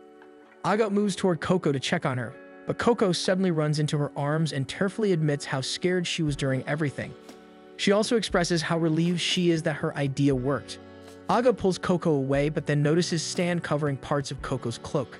Coco explains that she used the wall breaker spell she once saw them use before. Ago immediately understands how Coco managed to remove the boulder without hurting Custis. Coco credits Agot for giving her the idea in the first place because seeing Agot's spell reminded her that she could rely on her friend's magic too. Agot quickly denies trying to help her and attempts to explain that she only used the spell as a flare. However, she notices Coco's attention fixed on Custis and Dagda instead. Coco quietly says that she is just happy they managed to save someone. Seeing the scene before her gives Coco hope that someday she may also be able to save her mother. Suddenly, both girls are captured by penance and lifted high into the air. Ago immediately recognizes the silver cloth, the scarlet cloaks, and the winged caps belonging to the uniforms of the Knights Morales. Estes demands to know which of the girls cast the spell, warning them that he will show no mercy to anyone associated with the brim caps. Agot argues that they are not connected to the brim caps and insists that they did not use any forbidden magic. However, Estes directs their attention downward. The girls look below and realize that the entire area has been transformed into sand while parts of the river are beginning to vaporize. Coco is stunned and mutters that she never drew a spell capable of doing something like that, but her words only convince Estes even more that she is responsible. Having already decided her fate, Estes prepares to erase Coco's memories. Seeing Coco's fear, Estes tells her she doesn't have to worry about her memories being erased, since she can simply go back to being an ordinary outsider. Before the memory erasing spell can be completed, Richie comes swooping down and burns the penance, causing Coco and Agot to fall directly into Tetia's serpent's bed of sand. Tetia and Richie immediately begin scolding the members of the Knights Morales because they feel Coco and Agot were treated unfairly. Estes tells the girls that regardless of the circumstances, a law was broken. He explains that once they allow exceptions, the entire order of things will begin to collapse. Kefri points his blade at Estes, warning him not to touch his apprentices. Estes gives Kefri a cold look and calls Kefri's students insolent. Kefri lowers his sword and mentions that he would rather have students like them than students like Estes. He also tells him that he disagrees with how the Knights Morales operate. Galgal, one of the members, immediately prepares to fight. However, Estes stops him and tells Kefri that the spell that had just been cast was powerful enough to alter the terrain itself. Because of that, they need to properly deal with the caster responsible. Kefri reasons that they should at least investigate before deciding to erase anyone's memories. He also points out that he never gave any of his apprentices the tools or techniques necessary to cast a spell of that scale. Estes believes Kefri, but suggests that a brim cap may have given Coco something. Suddenly, old Rubio calls them out, reminding them that before anything else, witches exist to help people. He points out that Kefri's apprentices are currently doing a better job at being witches because they are already helping the civilians. Realizing that old Rubio is right, they begin helping with the rescue efforts. Lulusi wraps her pendant around Custis, which Dagda assumes will heal his injuries. However, Lulusi explains that the spell will only stop the bleeding and that Custis still needs proper medical treatment. Dagda suddenly demands that Custis be healed using magic, but Lulusi firmly tells him that magic cannot do that. She asks Dagda if he would rather Custis remain there without treatment. Seeing that Custis is safer with them, Dagda reluctantly allows Lulusi to take him away. Once the carriage carrying the civilians leaves the area, the Knights Morales prepare to seal off the site so they can continue their investigation. Coco is then asked to redraw the stone-breaking spell, and it turns out to be completely normal and fairly weak. Old Rubio and Kefri both point out that Coco clearly lacks the skill needed to create a spell powerful enough to alter the environment. However, Estes asks Coco to show him her hands, since brim caps are known for tattooing themselves with casting seals. When he examines Coco's hands, he notices that they clearly resemble those of a new witch. He turns her hands over to inspect them more carefully, but Kefri suddenly covers Estes' view with his own hand, telling him that he has studied Coco enough. Estes decides to stop the investigation and report everything to the Great Hall. However, before leaving, he warns Kefri that if they discover that his atelier is the source of the incident, they will show no mercy. Once the knights fly away, Kefri returns to his usual gentle demeanor. Still acting as a responsible teacher, Kefri tells Agot and Coco that what they did was incredibly dangerous. If anyone there had learned the secrets of magic, then every civilian they saved would have had their memories erased. Both Agot and Coco apologize sincerely, and Agot has a feeling she may have just delayed her second test even further. However, to her surprise, Kefri praises both of them for successfully casting spells without revealing the truth about magic. He then tells Agot that he will begin preparing her for her second exam, and once she passes it, she will finally be allowed to accompany him during outside work. However, Agot must promise not to cast magic openly in front of ordinary people until after the exam, and she immediately agrees. Tetia complains that it feels unfair because she also wants to take the exam soon, but Kifri reminds her that she still has not completed all of her basic lessons. As the girls continue talking among themselves, Olrugio quietly asks Kifri if he is truly comfortable allowing Agav to take the exam. Kifri answers that after what happened today, Agav has earned a little more of his trust. Olrugio comments that Kifri spoils his students too much, though Kifri simply replies that he has to because his students are always pushing themselves. Agav suddenly runs up to them, excited to head home so she can begin practicing again. Kifri tells the girls that before returning home, there is still one more thing they need to do first. Meanwhile, with the Knights Morales, Utawin mentions that Coco might actually be the rumored outsider who became a witch. Aesthees asks whether there is any way to confirm that theory, but Utawin explains that it is impossible to extract evidence from the petrified house. Aesthees decides that they will simply have to find another way to make Coco confess. He still strongly believes that Coco was responsible for the earlier magic. He feels allowing someone like Coco to toy with magic is just the start of an even bigger disaster, and she needs to be dealt with as soon as possible. Meanwhile, Olrugio works on repairing the damaged dam and bridge, and slowly the river begins flowing through the area once more. Kifri finds Coco's hat and ink vial by the riverbank and returns them to her. Coco accepts the items but then notices that her vial is still full. She wonders aloud if it might be some kind of magical vial that automatically refills its own ink. Kifri immediately asks to inspect it himself. Elsewhere, Iguin stares at his ink-stained hands while thinking deeply about the secret of magic. He slices open his palm and lets his blood drip into the conjuring ink, wondering just how long witches will be able to keep the secrets of magic. Back with Coco, Kifri asks if the ink she is using is the same one she got from Noa. When Coco confirms it, Kifri immediately tells Olrugio to bring everyone else back to the atelier, since he wants to take Coco back to Khan to buy her a pen. Olrugio asks Kifri to buy him a bottle of silver nectar wine while they are there, and Kifri agrees to bring him both a new bottle and an aged one. When they arrive at the shop, Coco notices that the door is missing, causing Kifri to explain that the shop is closed. Even so, he begins feeling around the wall to find a way inside. Tarta suddenly spots them and immediately recognizes them. Kifri explains that he needs to speak with Noa, and Tarta decides to let them inside. Tarta pulls out a doorknob and places it against the stone wall. The moment he does, a door appears. After opening it, he invites them inside. Coco steps through the entrance and immediately notices that it looks completely different from the actual shop. Tarta explains that different doorknobs lead to different areas. As Kifri and Coco begin climbing the stairs, Tarta suddenly asks for Coco's name. After hearing it, he tells her that she should follow him first so he can clean the cut on her leg. He leads Coco into another room filled with unfamiliar magical components. Curious, Coco picks up a jar filled with powder and asks what it is for. Tarta immediately tells her not to move the jars around. He explains that different powders are mixed into the ink to give it various magical effects. Meanwhile, on the third floor, Kifri finds Noa studying the ink samples on the tiles, just as he had requested. Noa admits that he still has not figured out exactly what the ink is. He explains that he tried separating the ink to analyze its components, but whatever had been mixed into it bonded far too tightly. Kifri says that he managed to obtain something and takes out Coco's ink vial. Noa immediately notices that something about the ink feels unusual and decides to examine it more closely. After inspecting it, Noa says that the ink inside the vial resembles the same strange ink found on the tiles. He tries asking Kifri where he got it, but then realizes that the vial itself originally came from his own shop. Kifri thinks that the ink was altered sometime after Coco disappeared during the incident with the dragon. Suddenly, despite Noa's warning, he begins drawing a spell using the ink. Elsewhere, Coco continues admiring the countless magical items inside the room. She keeps asking questions while Tarta addresses the wound. Without even looking directly at the objects Coco is describing, Tarta is somehow able to identify every single item. Coco finds it incredible that Tarta has memorized everything in the shop so perfectly. She envies him for being able to grow up surrounded by magical components and tools. Tarta, however, finds her words unconvincing because he believes living in an atelier must be far better. Curious, Coco asks if Tarta is also an apprentice witch. Tarta struggles to answer the question, so Coco changes the subject by asking about a bright red powder on a shelf. Tarta turns toward where Coco is looking, but he cannot seem to identify the jar she means. Coco climbs onto a ladder and points more clearly, yet Tarta still cannot tell which jar she is referring to. This makes Coco wonder why Tarta cannot see it when the red color stands out. Suddenly, a brilliant flash of light bursts through the room. Both Coco and Tarta fall over from the shock, and Coco accidentally causes the shelves to fall. When the light finally fades, Coco feels relieved that none of the jars were shattered.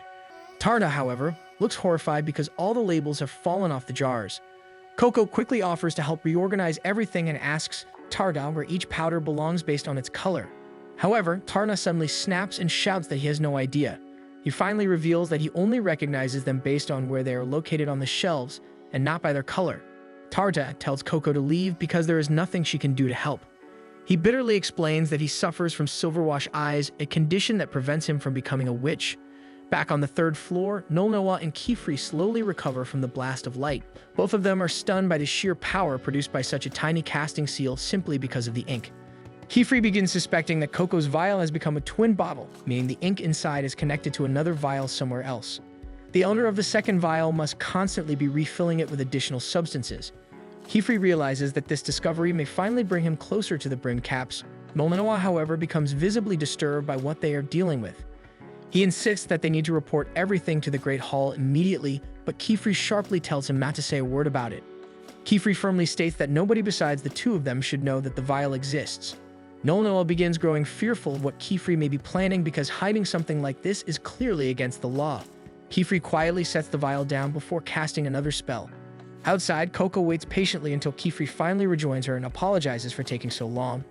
He explains that there had been a mix-up and that Nolnoa accidentally gave her expensive ink, so he bought her an entirely new set of supplies instead. Coco immediately fastens the new bag beneath her cloak before asking Kefri what silverwash actually is. Kefri explains that silverwash is a condition that causes a person to only see the world in shades of silver. Since witches place enormous value on eyesight, someone born into a witch family with silverwash is almost guaranteed to live a difficult life. Coco suddenly looks troubled after hearing that, so Kefri gently picks her up and reassures her that as long as she remains his student, he will protect her. Back inside the shop, Tarta watches his grandfather gathering the fallen jars from the floor. Tarta comments that the bright flash from earlier caused the accident, but Nolnoa does not recall any bright light. One day, Tarta observes Nolnoa while he talks to customers in the shop. He still finds it strange that Nolnoa never saw the bright light despite how intense it had been. He wonders if Kefri might know something since he was there. Meanwhile, Kefri is busy training his apprentices. Coco is currently practicing using magic to pick mountain apples from a shrub. However, she accidentally uproots the entire shrub, sending it flying directly into Kefri. Coco quickly apologizes, explaining that she made the casting seal larger because her first attempt had been too weak. Tetia suggests that Coco try drawing the arrows with slight twists, similar to how someone twists their wrist when picking mountain apples by hand. Kefri praises the suggestion, explaining that manipulating drawings to better suit a goal is one of the most important aspects of using magic effectively. Tetia proudly says that learning magic means learning from everything you do. If you fail, you need to figure out why it failed, and even if you succeed, you should still understand why the spell worked. As Kefri replants the shrub, he makes sure to praise Tetia for her lecture, even calling her Master Tetia. Suddenly, a mountain apple flies straight toward Agot, who catches it and tells the others that they should focus on improving their own magic instead of teaching other people. Coco and Tetia happily rush over, asking Agot to teach them too, despite Agot's refusal. Later, while they rest together, Coco asks if there are other tests like the one she took. Richie answers that there are 5 tests, and she personally hates them. Kefri smiles and explains that the tests are also meant to measure how much they have grown as witches. He says the meaning of each test depends entirely on how the witch approaches it. He assures them that he will never force any of them to take the tests unless they want to, because magic is supposed to make people happy, including the witches themselves. He explains that witches in ancient times also struggled with the tests, which is why the 3 great sages eventually redesigned them to resemble adventures. Kefri explains that together the 5 tests form a pentagram, and with each completed test, both a witch's magic and the type of work they are allowed to do expand. To become a fully fledged witch, one must at least pass the 4th test. Meanwhile, to challenge the Tower of Tomes, a witch must at least complete the 3rd test. Kefri gently reminds the girls that they do not need to worry about graduation yet since they have only completed the 1st test. Tetia excitedly says that she thinks about graduation all the time because she wants to travel around the world and help all sorts of people, and she gets praised. To Tetia, she thinks happiness works in 2 ways, from the one receiving the spell and the one who receives praise. She also excitedly talks about wanting to design her own witch hat someday, specifically one with 2 horns. Richie, however, says she only wants to draw the kinds of magic she personally enjoys. As she gets ready to leave, Agot tells her that limiting herself to only magic she likes will keep her from expanding her repertoire. Richie replies that she does not mind staying the same if it means avoiding becoming the kind of witch who spends her life doing things she hates. With that, Richie heads back toward the atelier. Agot watches her leave before admitting that she cannot stand remaining the same. She wants to improve herself so she can eventually become a librarian in the Tower of Tomes. Tatia quietly whispers to Coco that Agot's family has long been entrusted with preserving the memories of the three great sages, and that generations of her family have served as librarians in the Tower of Toms. Tatia then asks Coco what kind of witch she dreams of becoming. Coco suddenly looks slightly glum. She admits that, unlike the others, her path has already been decided for her. Right now, all she wants is to learn as much magic as possible. She quickly decides to continue practicing grasping wind seals so she can improve faster. Kefri watches Coco carefully, knowing that her determination is being rewarded. That night, Coco suddenly finds herself standing in darkness. As she searches for others, she hears the familiar voice of her mother. When she turns around and sees her, Coco immediately runs into her mother's arms while apologizing. She desperately tries explaining herself, but suddenly her mother's body begins turning into crystal.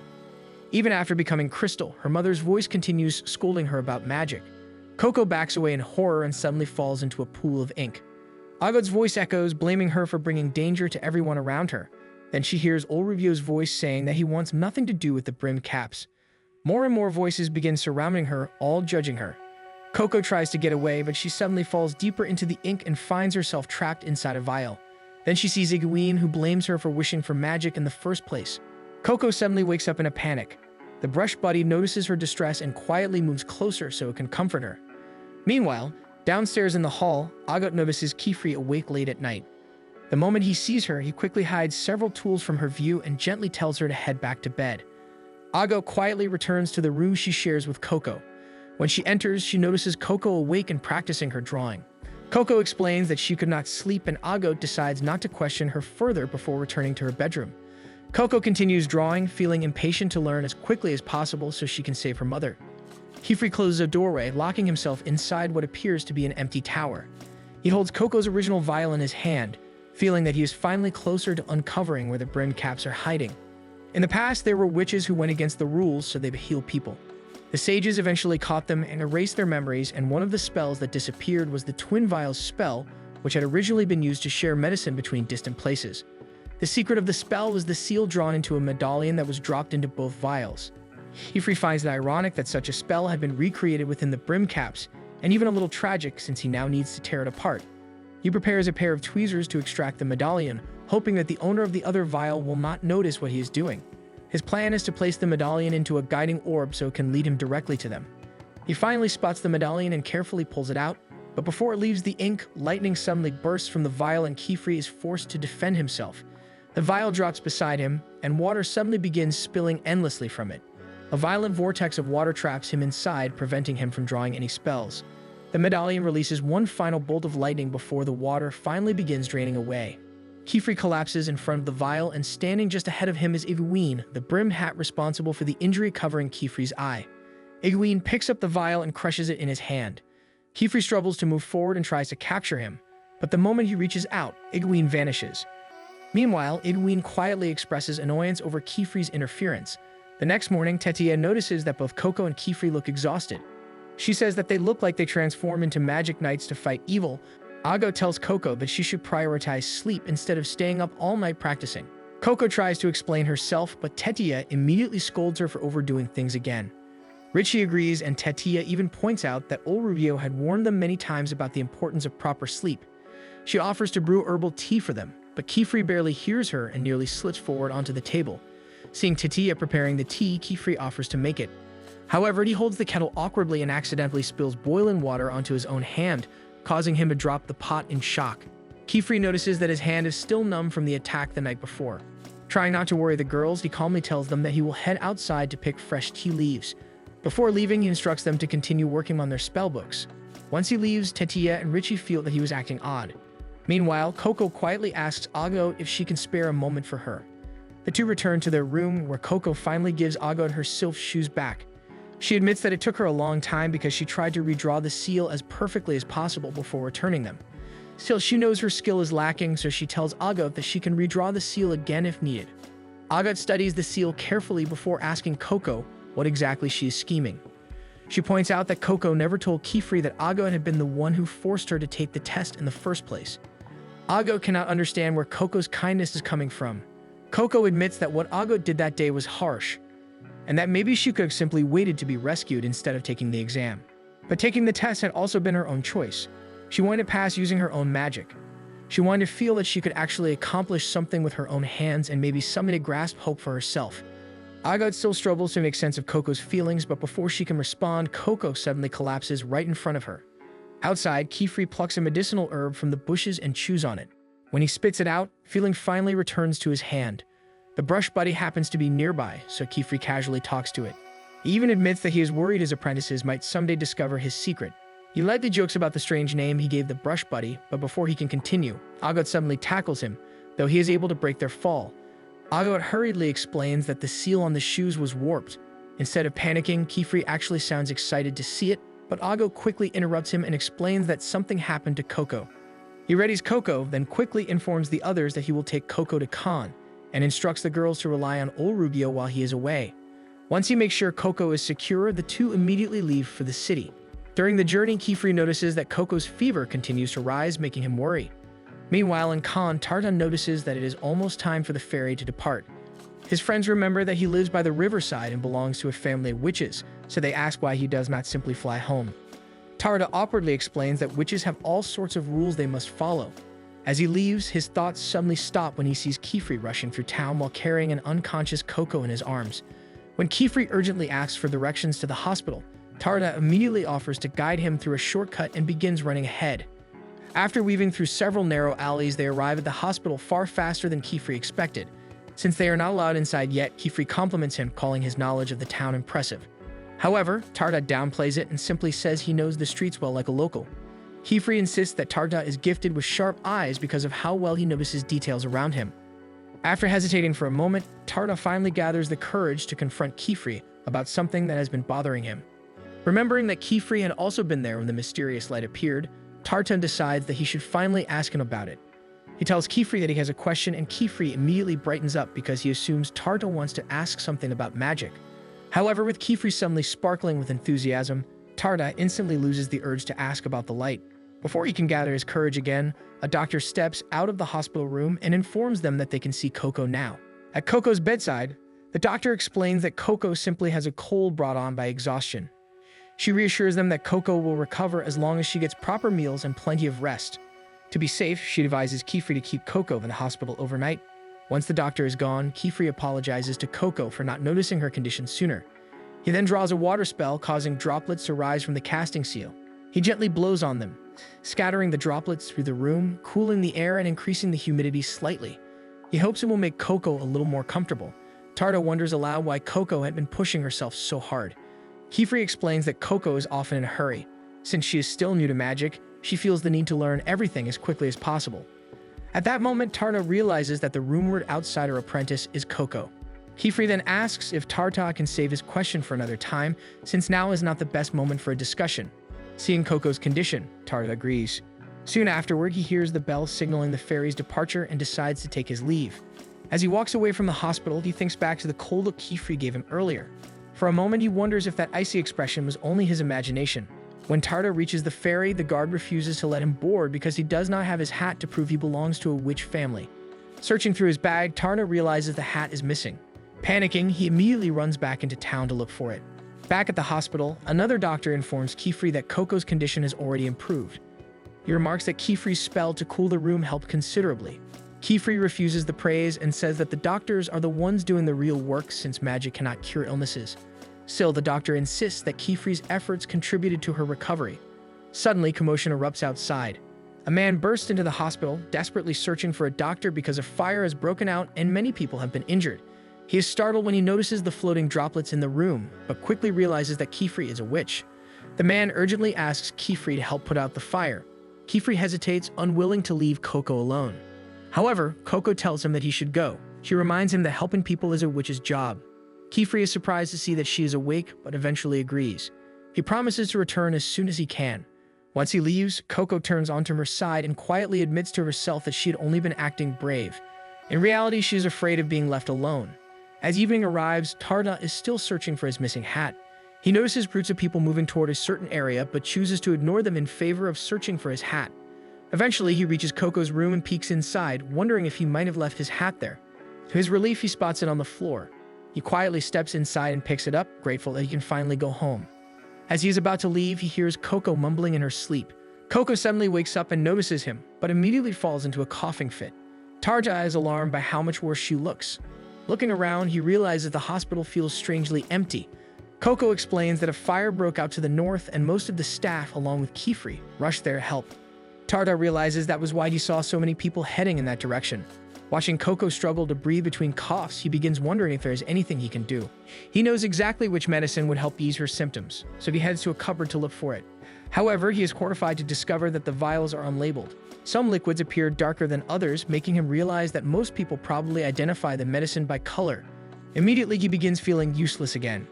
Memories return of people pitying him because of his condition and predicting that he would never succeed as either a witch or a stationer. He starts cursing his own eyesight because he cannot tell the ingredients apart. Then he feels Coco tug on his sleeve. Seeing her suffering brings him back to reality. He apologizes for being unable to help, but decides to cast a water vapor spell so she can at least have something to drink and soothe her throat.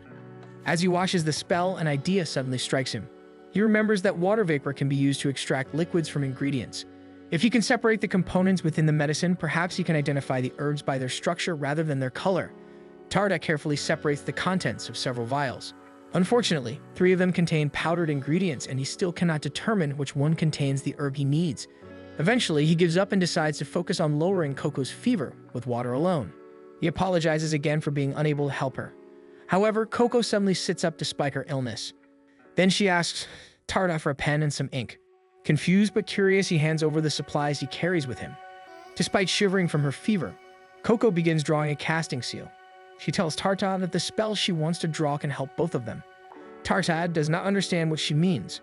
Coco explains that she frequently uses the sigil of earth because it is useful for breaking rocks and other materials apart. If she reverses the sign, however, the effect changes. Tarja's eyes widen as he realizes what she is attempting. Instead of crushing an object, the reversed spell should temporarily restore a crushed object to its original form, allowing them to identify what herb it once was. Coco activates the spell. Unfortunately, it fails because her lines are too shaky. Tarja studies the seal and asks if the lines simply need to be more precise. Coco nods and adds that the balance is slightly off as well. Hearing that gives Tarja confidence. Balance and proportion are things he understands extremely well. As he studies the spell, Coco is reminded of how focused he looks while carving pens. Tarja hesitantly asks whether he can add a few additional signs to the design. He believes the spell's concept is correct, but the restored object cannot maintain its proper form long enough. Realizing he might have insulted her spell, he quickly apologizes. However, Coco tells him it is only a basic spell. If he improves it, then it becomes his spell too. Encouraged by her trust, Tarja decides to try.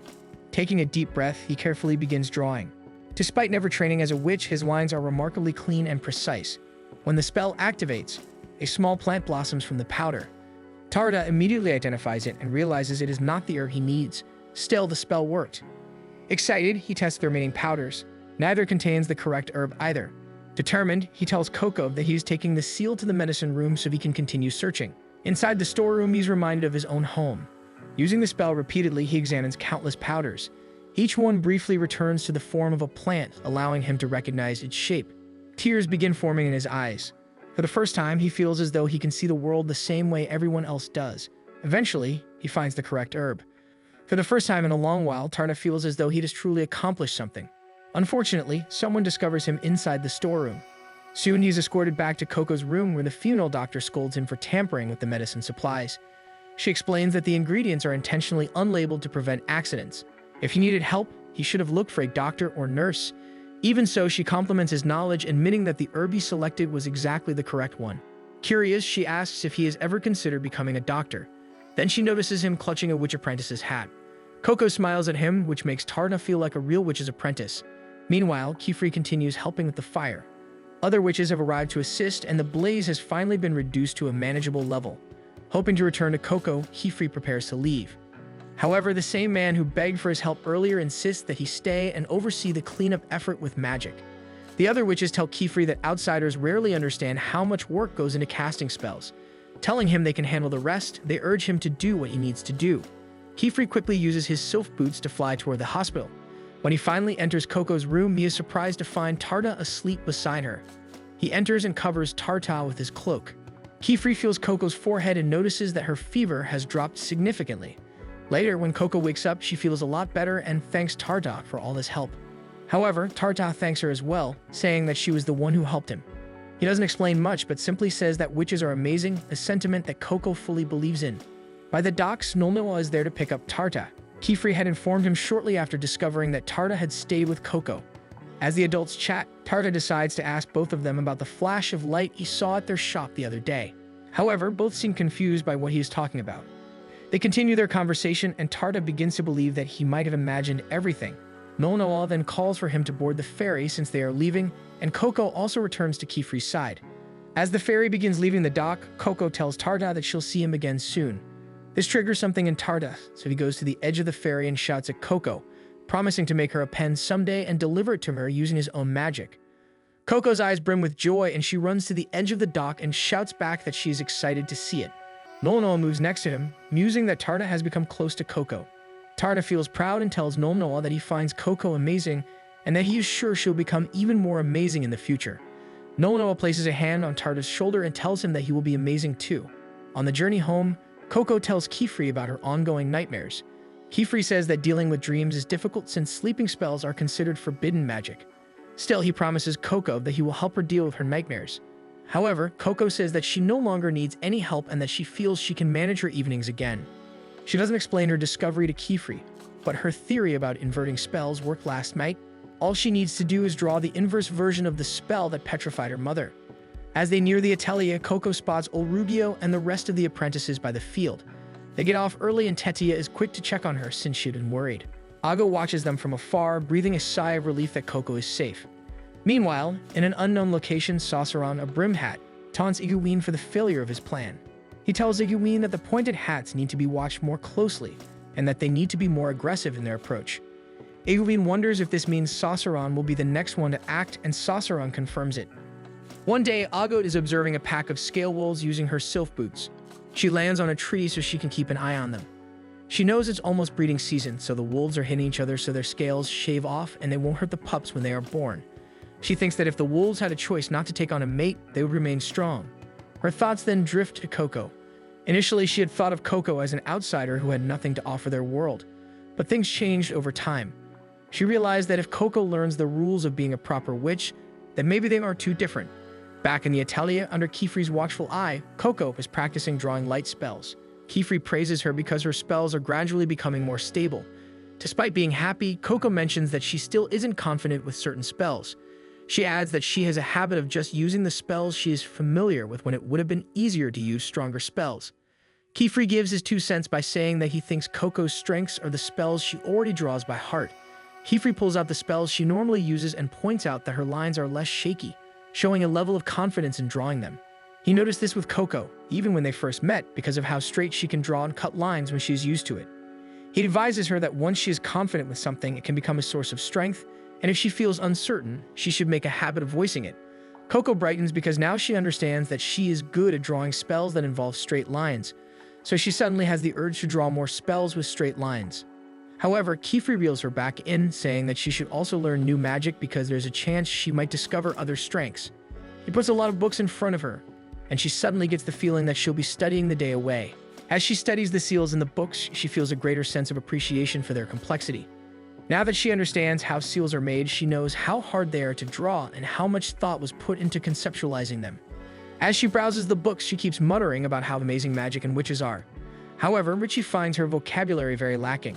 Coco doesn't notice the underhanded comment and invites Richie to admire the seals with her. Richie flatly refuses, stating that while she likes drawing seals, she does not like looking at them.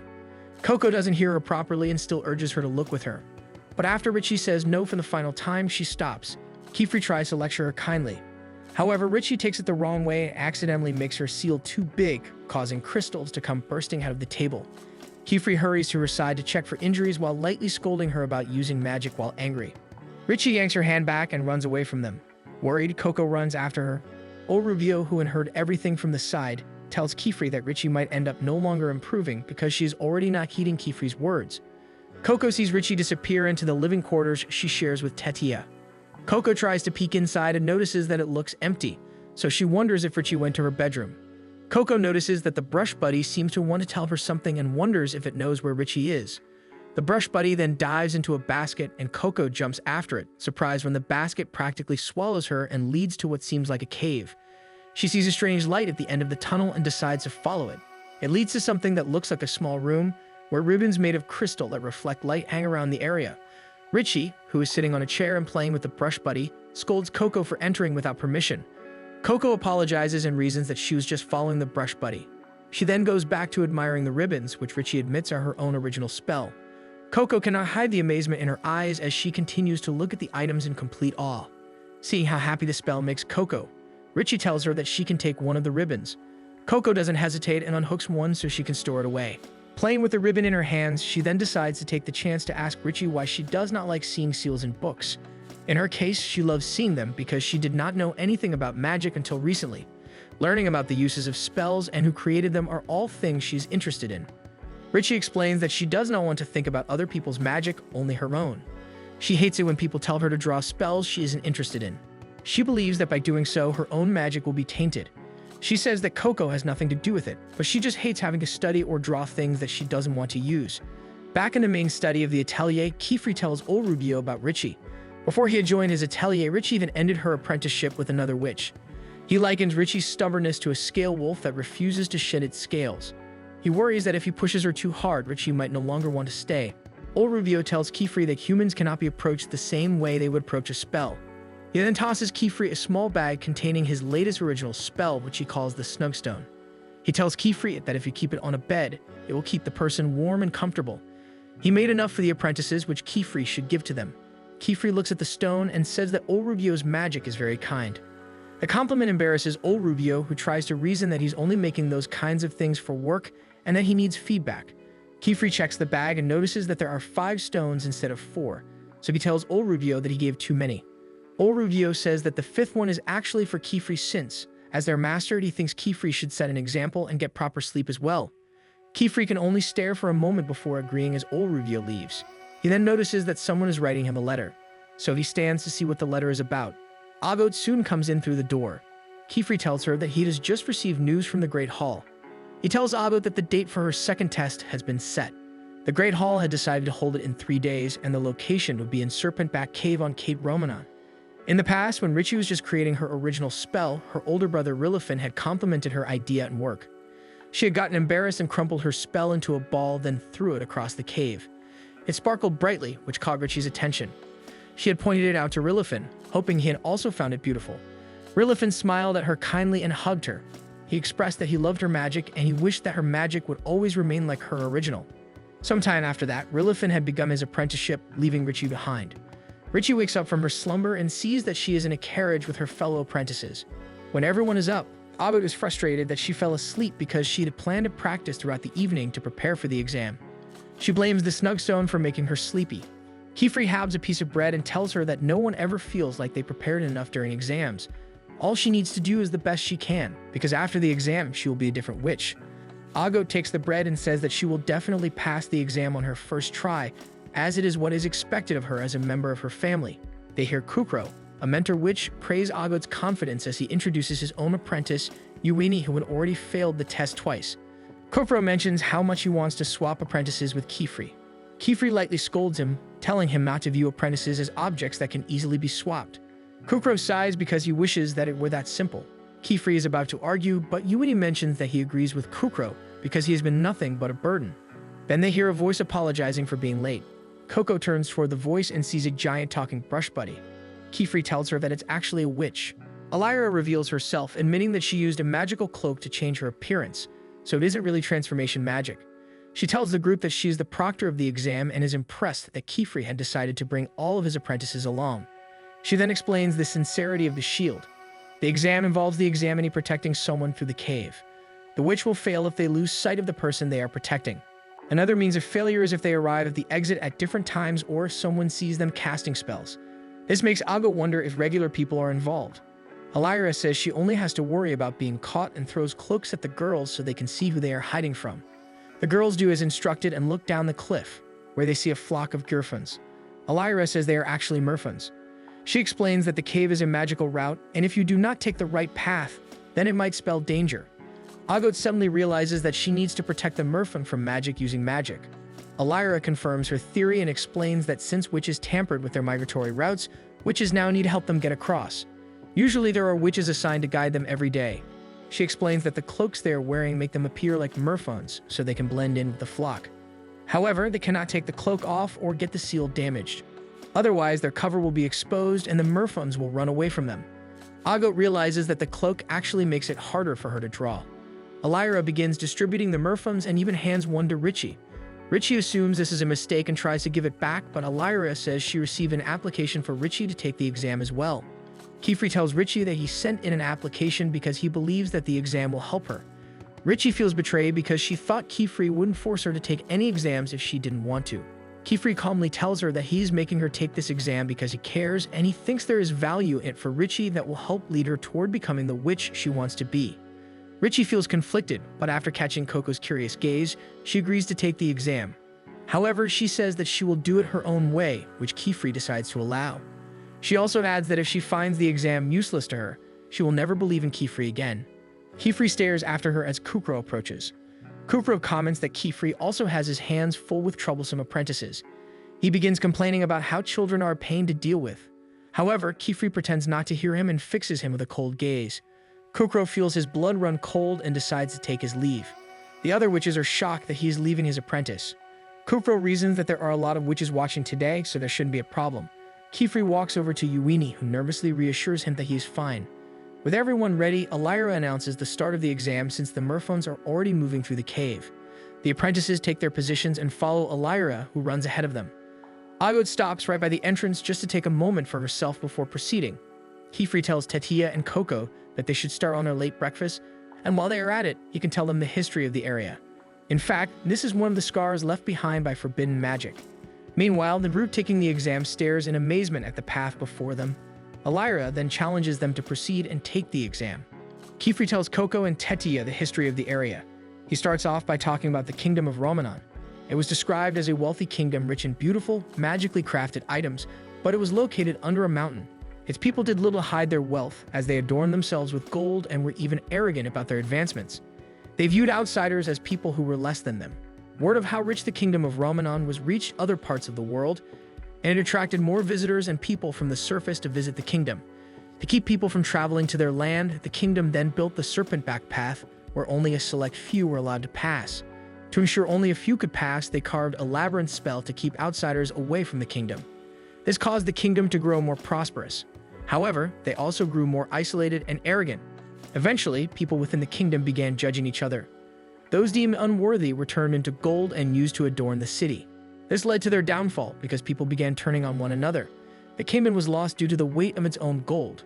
The last piece of history left for the kingdom is the serpent-back path. He tells the girls how people can be scary because of how easily greed and pride can control them. Coco tells him that she truly believes magic is something that can bring happiness and color into people's lives. Kefri is surprised and smiles as he answers that if future witches truly believe that, then he is sure magic will continue to exist to help people and bring them happiness. However, he mentions that their spell is a little strong. The girls panic when they notice the fish is completely burnt from their fireball and quickly take it off the flame. They begin eating, and despite the burnt outer layer, the meat inside is still delicious. Kefri thinks about Coco's words and prays that whatever she believes will be true. Back in the cave, Elira urges them to start, explaining that she is only the proctor. Richie looks at the path ahead and says that while the ground is confusing, there is a clear path forward. She starts to fly, but the moment she pushes ahead, she suddenly gets dizzy and loses her balance. Uini catches her and steadies her back on the path, even if they are sideways. Agot asks if he is able to stick to the ground because of his magic. However, Uini says that it's the spell that was carved into the cave. The only correct path is on the serpent's back, and anyone who goes off it will fall into the labyrinth and end up back at the entrance. Agot studies the flooring and realizes the scales are circles, which means all of them are possibly casting seals. However, a lot of the scales are already cracking, meaning there are seals that are already losing their effect. Uini mentions the reason he failed the first time was that he did not know the scales were seals. Agot uses a water spell and spills it on the scales. This way she knows which scales are safe to walk on by choosing the scales where the water gathers, since it means that the sealer is still active. Uini is amazed by Agot mentioning he didn't even get that part right on his second try. Richie, on the other hand, does not like how the test is going so far since it seems to tell them that they are not allowed to stray from their destined paths. She remembers when she was younger, her first master scolded her when he found her developing her own original spell. He had kept her seals out of reach, called them doodles, and threw them away. Richie was hurt when her magic was called merely doodles. She had picked up her discarded seals and sworn to do magic her own way. At present, Agut keeps trying to get her merfolk to follow her, but it only stares at her curiously because it doesn't understand her. Uini approaches her and mentions that communicating with the merfolk is important, so the best way is to use a resonance spell to mimic their sounds. Richie walks past them with her crystal ribbons dangling behind her, mentioning that there is no right way to do magic. The merfolk are attracted to the ribbons and begin tailing after her. Uini is surprised, and Richie calls him a meddler because all he has done is talk about the right way to do things. In her case, she wants to be her own witch and do things her own way. She does not want to waste her time becoming someone she is not. She tells the group that she intends to complete the test using only her magic. Uini quietly says that the world does not work that way. He reasons that exams are made to have exact answers. His reasoning starts to irritate Richie, who goes in front of him and tells him that even if they are apprentices, they have to believe in their own abilities and adjust depending on the situation. Uini tries to defend himself because he has already failed the exam 2 times. Using a spell he has never tried or tested may result in a 3rd failure. Agut moves ahead and tells them that there is a lot they can learn from failing, and she had learned that from a particular witch. She tells Richie that she won't interfere with Richie's methods since this is her exam too. As they move forward, Uini is the first to notice something wrong with the water, and soon both girls also hear an odd sound, so they race ahead to see what it is. Slowly, Uini arrives where they are and knows that they have arrived at the specific path that will decide if they are worthy to enter Ramanan or not, since the path is broken. At the entrance, Coco notices something, so she asks Kifri if there are other witches who are supposed to be present today. When Kifri says there shouldn't be any, Coco mentions she thought she saw someone in robes by the edge. She runs in that direction just to be sure, but when she looks over the edge, she does not see anyone. She eventually heads back to Kifri and Tentia, completely unaware that Sasaran is just concealing his presence from below. Back in the cave, Agut observes that the water is falling in strange directions, and she feels it might be similar on the other side as well. Richie isn't phased and explains that all they need to do is extend the stones of the seals, which they are sure will work to get them across. Using her ribbon-creating spell, she stamps it on a rock, and it extends the stone, which she uses to tie to her merfolk and get both of them to the other side. When she lands, she tells the group that if a spell they know won't work, then they just have to adjust it in a way that will fit the situation. Agut sees her perspective and moves forward as well. She hides her hands as she draws a casting seal, and once she starts walking, the rock extends and creates another bridge. As she walks, she explains that she used a combination of repetition magic and recreation magic. Though the range is limited, it still works. However, her spell begins to crumble under her feet, and she nearly falls. Still, she makes it across far enough that she can pull herself up. She realizes that she cannot draw it as well under her cloak, so the duration of her spells is limited. Alyra tries to encourage Uini to go next. However, he suddenly freaks out and exclaims that he cannot do it since he is not talented or brave. Agut gets annoyed by his whining and tells him that he has been showing off what he knew from the beginning, so he should at least try to draw something from his experience of taking the exam twice. He draws under his cloak, and it turns out to be a sound-imitating spell and a rain spell. Agut asks why he only drew spells that had already helped them before. Uini tells him again that he can't really do it because his hands shake too much. He has always had this problem, so he can't draw in front of people, even in front of his own master. When he gets this nervous, all of his spells end up horrible due to how wobbly his lines become, and he has been wanting to fix this problem for a long time. Before the exam, he practiced in secret all the spells he knew he would need. There were no rules about bringing a palm choir, so he drew his spells in advance, so all he would have to do was close the circle, and he could appear competent. However, he had never reached this part before, so he had not prepared a spell for it. Unlike Richie, who had mentioned wanting only to be herself, he mentions hating how he is and wants to become a more confident witch. Agut gets the feeling that Uini will fail again. Surprisingly, Richie tells Uini that she believes he can still make it. She tells Uini that he already has the answer and all he needs to do is be alone so he can find it. So she encourages him to be alone. He doesn't understand what Richie means, so Richie explains that he can make a room where he can be alone since magic allows them to do all sorts of things. However, Uini explains that he does not know such a spell. Richie shouts that he should do it without magic then. Uini panics, then disappears into his cloak. Agut is about to scold him, but Richie tells her not to interfere. Inside the cloak, Uini begins berating himself. He knows that he will end up going home with Kupro already disappointed in him. He guesses the girls must be laughing at how pathetic he looks. However, when he takes a peek, he notices that Alyra is only staring at him expectantly. He hides back inside and realizes that none of them are making fun of him. The only one who has been putting him down is a mirror of himself. When he thinks about it, he remembers the cloak is supposed to have a mirror spell that masks the wearer's appearance. He's amazed at how complex the spell is, but because he has an idea of what he wants to achieve, he manages to understand which sigils and signs he needs to copy from the spell and the cloak. On the outside, a shadow suddenly envelops his form and everyone begins to panic, but stops when Yuini reveals that this is actually doing him his own spell. He tries to explain how he created the spell and asks if it is technically still within the rules.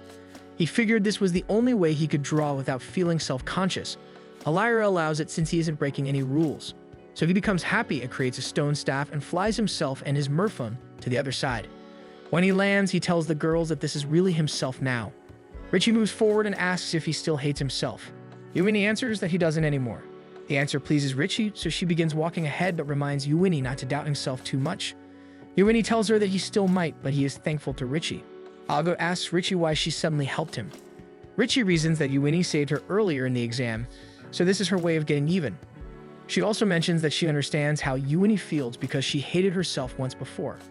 Ago mentions that she also isn't satisfied with her current self, so she wants to continue moving forward. Alira goes up to Richie and mentions how every witch draws magic differently, and how Richie herself is very different, just like how all witches are different.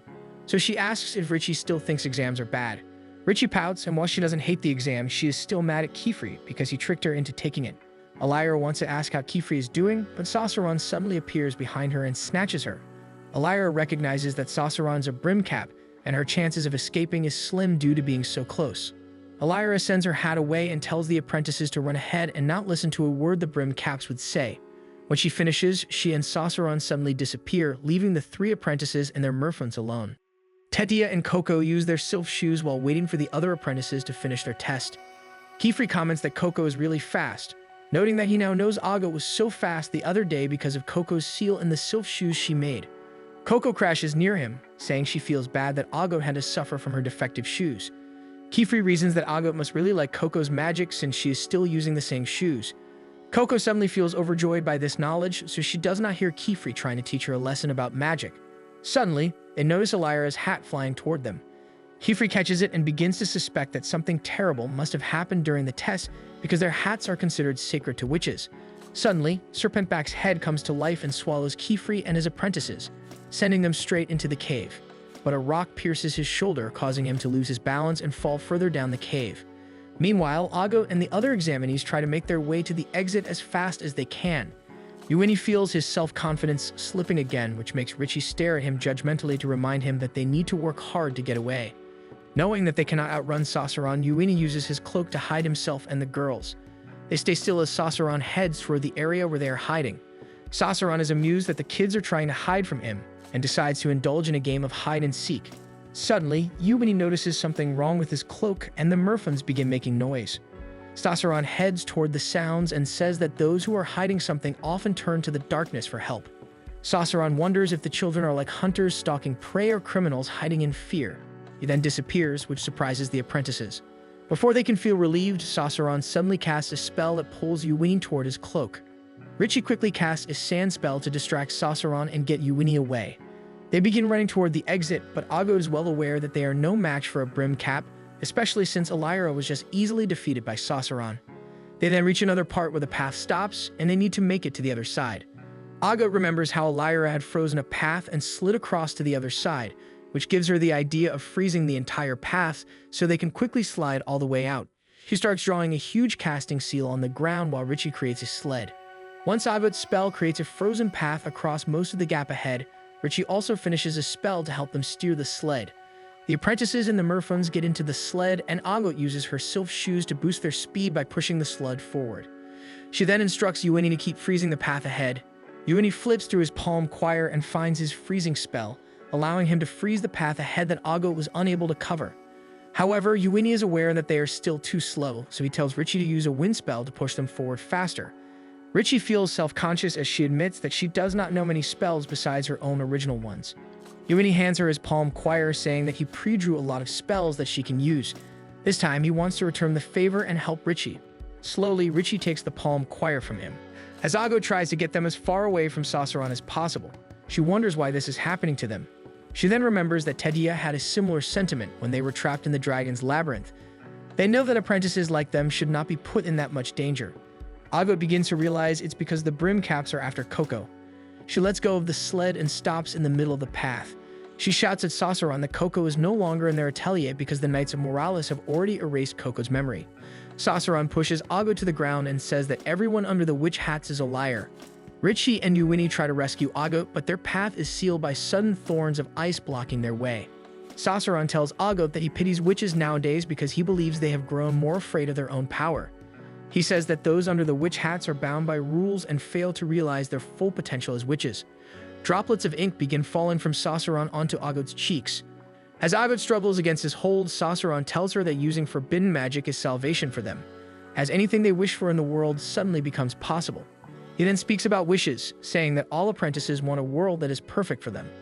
He says that it is possible through forbidden magic, and tells the children that he himself was free from his flesh thanks to its use. He then picks up Agot, places her hat back on her head, and claims that one day the world will come to realize which kind of witches they truly need. The brim caps simply want to hasten that day by making a few sacrifices. He tightens his hold on Agot, which makes Richie and Uwini worry. Sauceron doesn't mention Coco by name, but tells Agot that Coco will be the one to reach for forbidden magic if it becomes necessary to save someone she cares about, as she already saw firsthand how powerful and wonderful forbidden magic can be. To demonstrate, Sauceron pulls up Agot's sleeve and begins drawing on it. It only takes a moment for Agot to realize that Sauceron is tattooing a seal onto her skin. She begins to panic because if that happens, all that she has worked for will have been for nothing.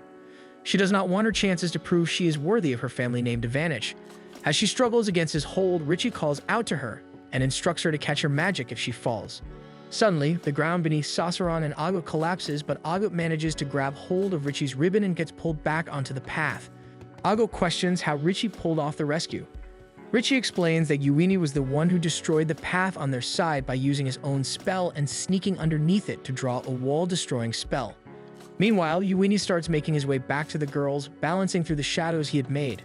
Despite the situation, he feels happy that his own personal spell has proven to be useful.